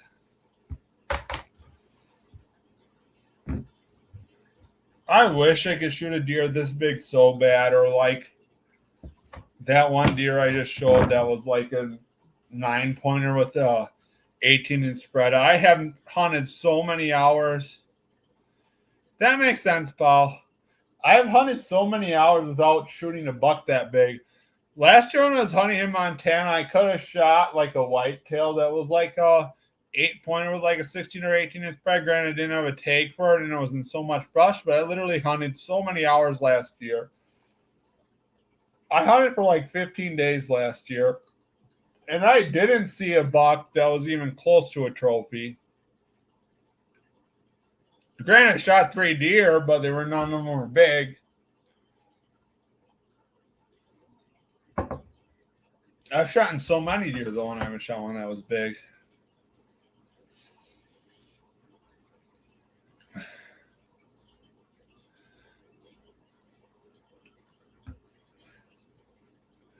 Like I see big deer on sometimes on private land, but I haven't seen that many big deer hunting at all.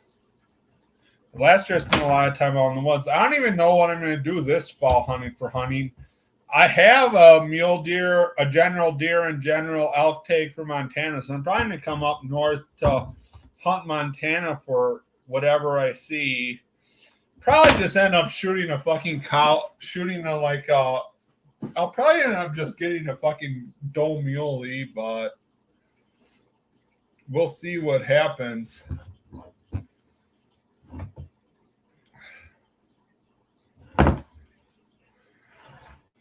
I don't know. It sounds like in North Texas there's not a whole lot of places to hunt, but I could be completely wrong. I'll find out who I get to know when I get there. Seeing how I've been lately, I'll completely fail to get to know people once I get there. I'll be back in a minute.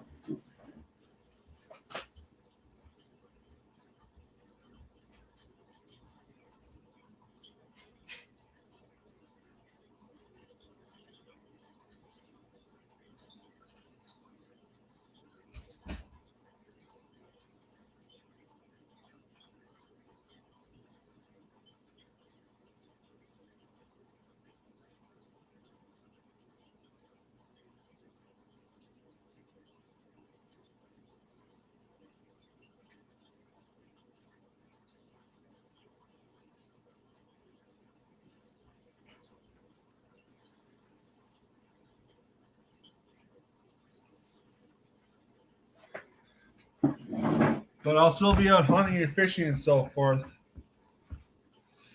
How 5 people put listed to be talk ramble on for 3 hours? That just amazes me.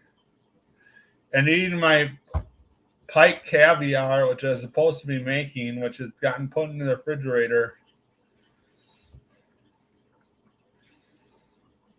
I appreciate Peter sending you to me, Andrew.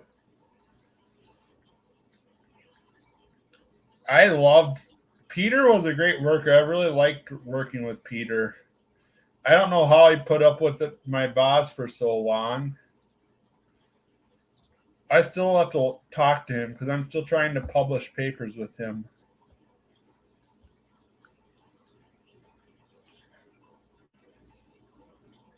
Oh, I found your Facebook, Andrew.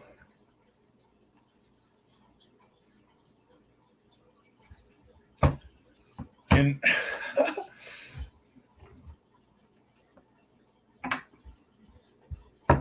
but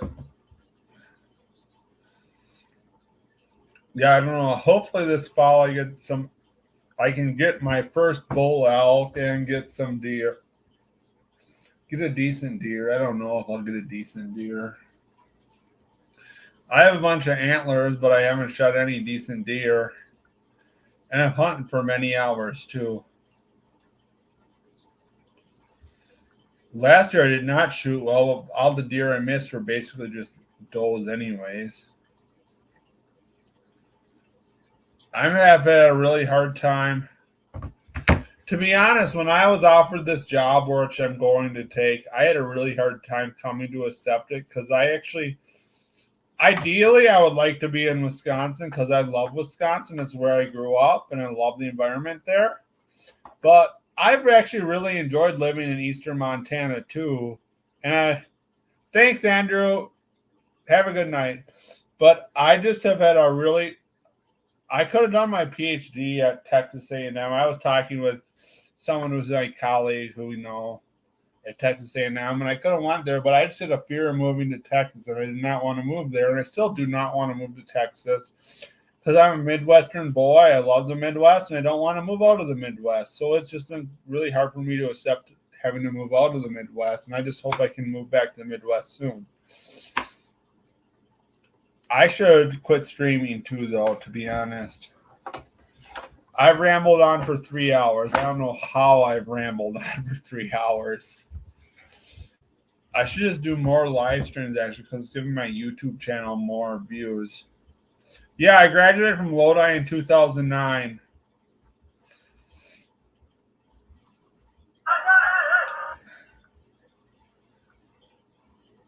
And then I did my undergraduate at University of Wisconsin-Stevens Point, and I think I graduated from there in 2013. And then I did my master's degree at North Dakota State University, and I graduated in 2015.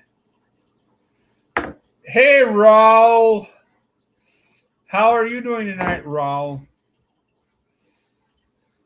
I hope it's all going good north of me up yonder in Canada, Derry. But then I graduated from Stevens Point in 2013, and then I went to do my master's degree in North Dakota State University in spring of 2014, and then I graduated from there in 2016 or 2015, and then I did my PhD at UW-Madison from 2016 through the middle of 2019. Then I've been a rambling man ever since. Tizzy Tiger, hi. Hey, Musky Hans, can you say hi to my friend Candace? Who's Candace? You look like a troll. I just troll for fish. I don't go after trolls. I have planer boards. I have dipsy divers. I have downriggers, which I use to troll, but I don't go after trolls. And I have line counter reels. So if you want to hit my lure, like on a downrigger down 90, 40 feet back behind the bow, go for it. But I don't fall for trolls.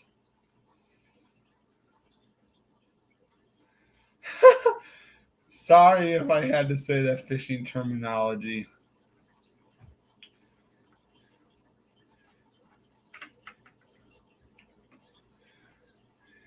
Like Dipsy,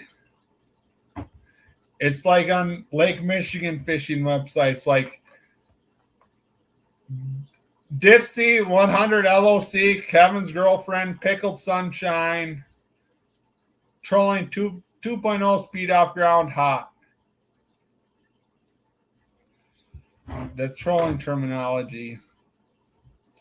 Or with crankbaits, it's like Wonderbread, Reef Runner, 75 LOC, trolling 2.0 speed off ground is hot.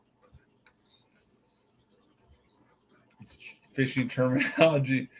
Yeah, I so appreciate you coming back, Raul. I unfortunately think I'm ready to move south of you. I wish we could have get into Canada and go on fishing with you up by Saskatoon.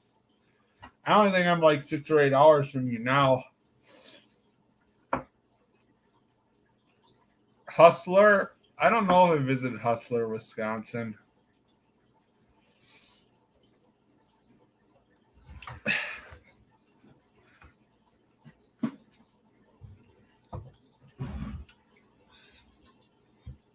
What should he throw out of Sauk Prairie Dam?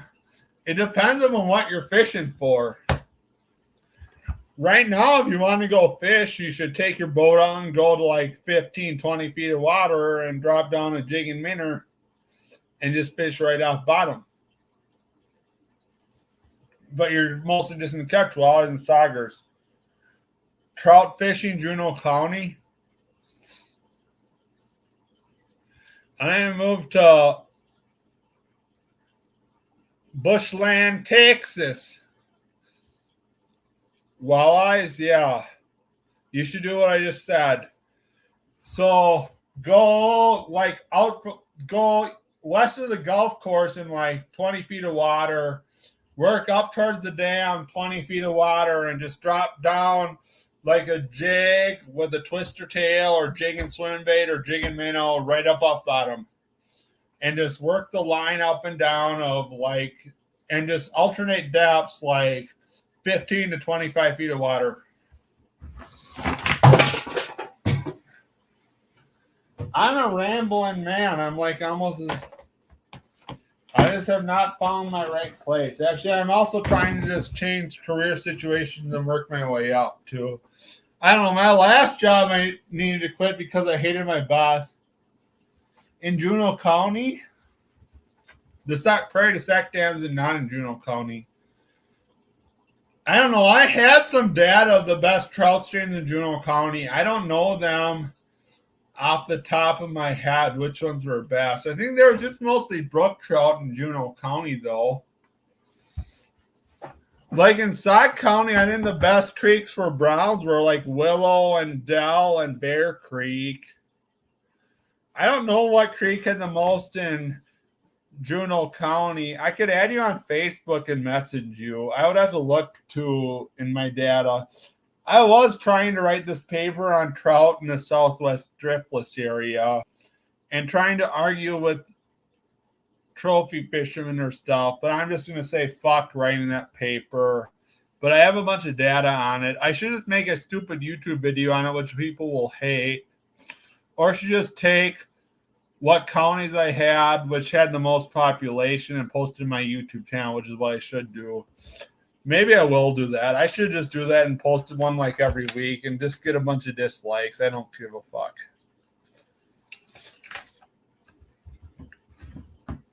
That's what I'll do with the data. I was saying about taking this paper I wrote up on and just putting on this like non-legitimate like pre-prints shit. Oh, I'll add you on Facebook.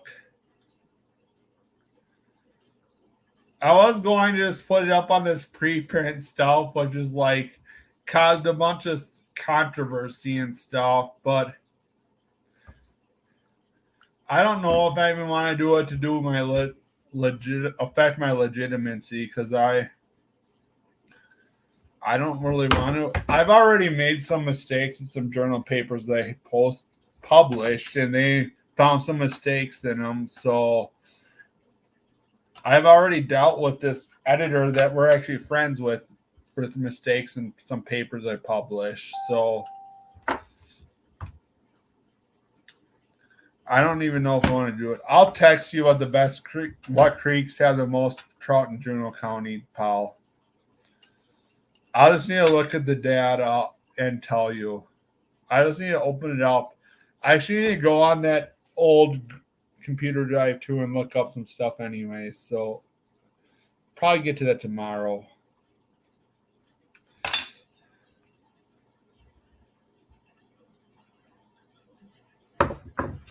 I so miss fishing the driftless area and trout streams and stuff though.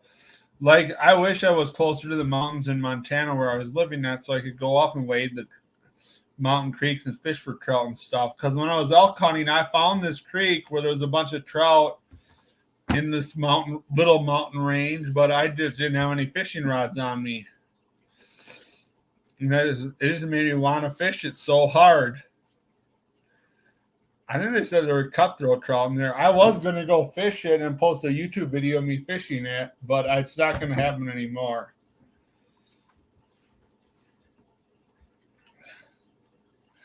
Like, I don't know. I shouldn't. This job I'm going to take was so hard for me to accept taking because it was like, it's not a permanent hire job, but it's a job that will get me to be being permanently higher in my agency, which I kind of want to work for the rest of my life. But it's not where I want to work geographically, but it's going to help me get to where I want to be in my career. So it's just so hard for me to accept. I would rather live in Montana than North Texas, though, to be honest. I'd rather live in Wisconsin than neither of them, but that's just my opinion. I added you on Facebook, Paul. I'm going to have to start drinking homebrew.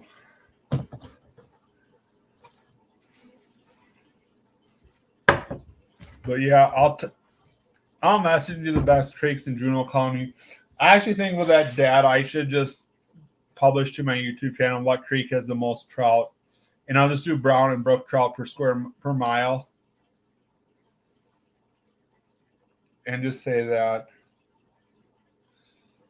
That makes sense to do with the data. That's better than publishing to some pre-print stuff and just having some people claiming illegitimacy shit on it. I just published my stuff on studying how managing soil affects properties and asking whatever the hell happens on that.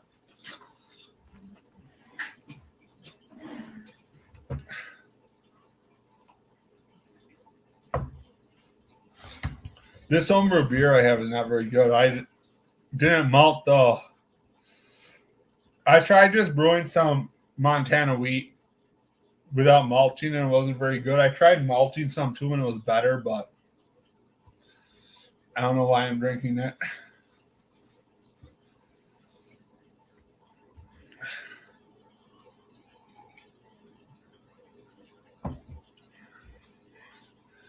The malt I kind of burnt though when I made it, so it's kind of strong for flavor. Kind of tastes like a stout beer. I would like to actually make a moonshine still and make some moonshine, or make some homemade whiskey at some point.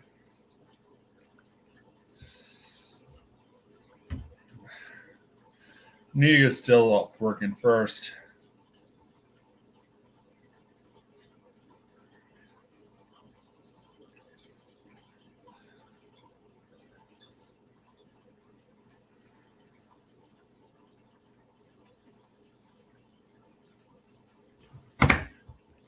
Yeah.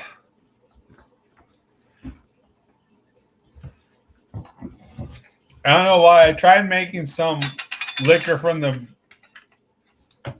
grain we grew at our research station. It turned out all right. I have no experience making.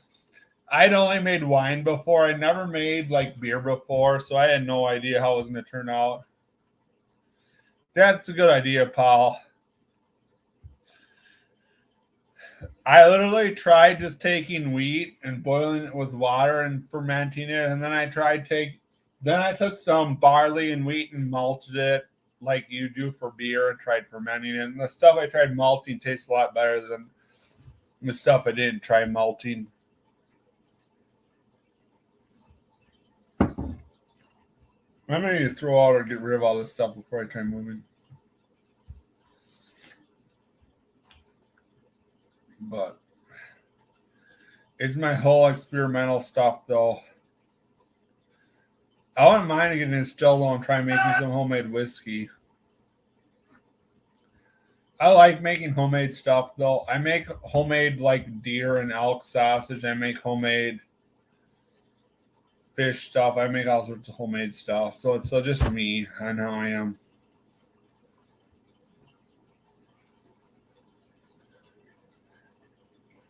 Hey, I think I'm really tired of rambling on and talking with you. I appreciate you, Paul, for sticking with you for so long, and everyone else who's been here. Everybody have a good night. I'll talk to you later. I'll try to do a live stream soon. Thanks. Bye.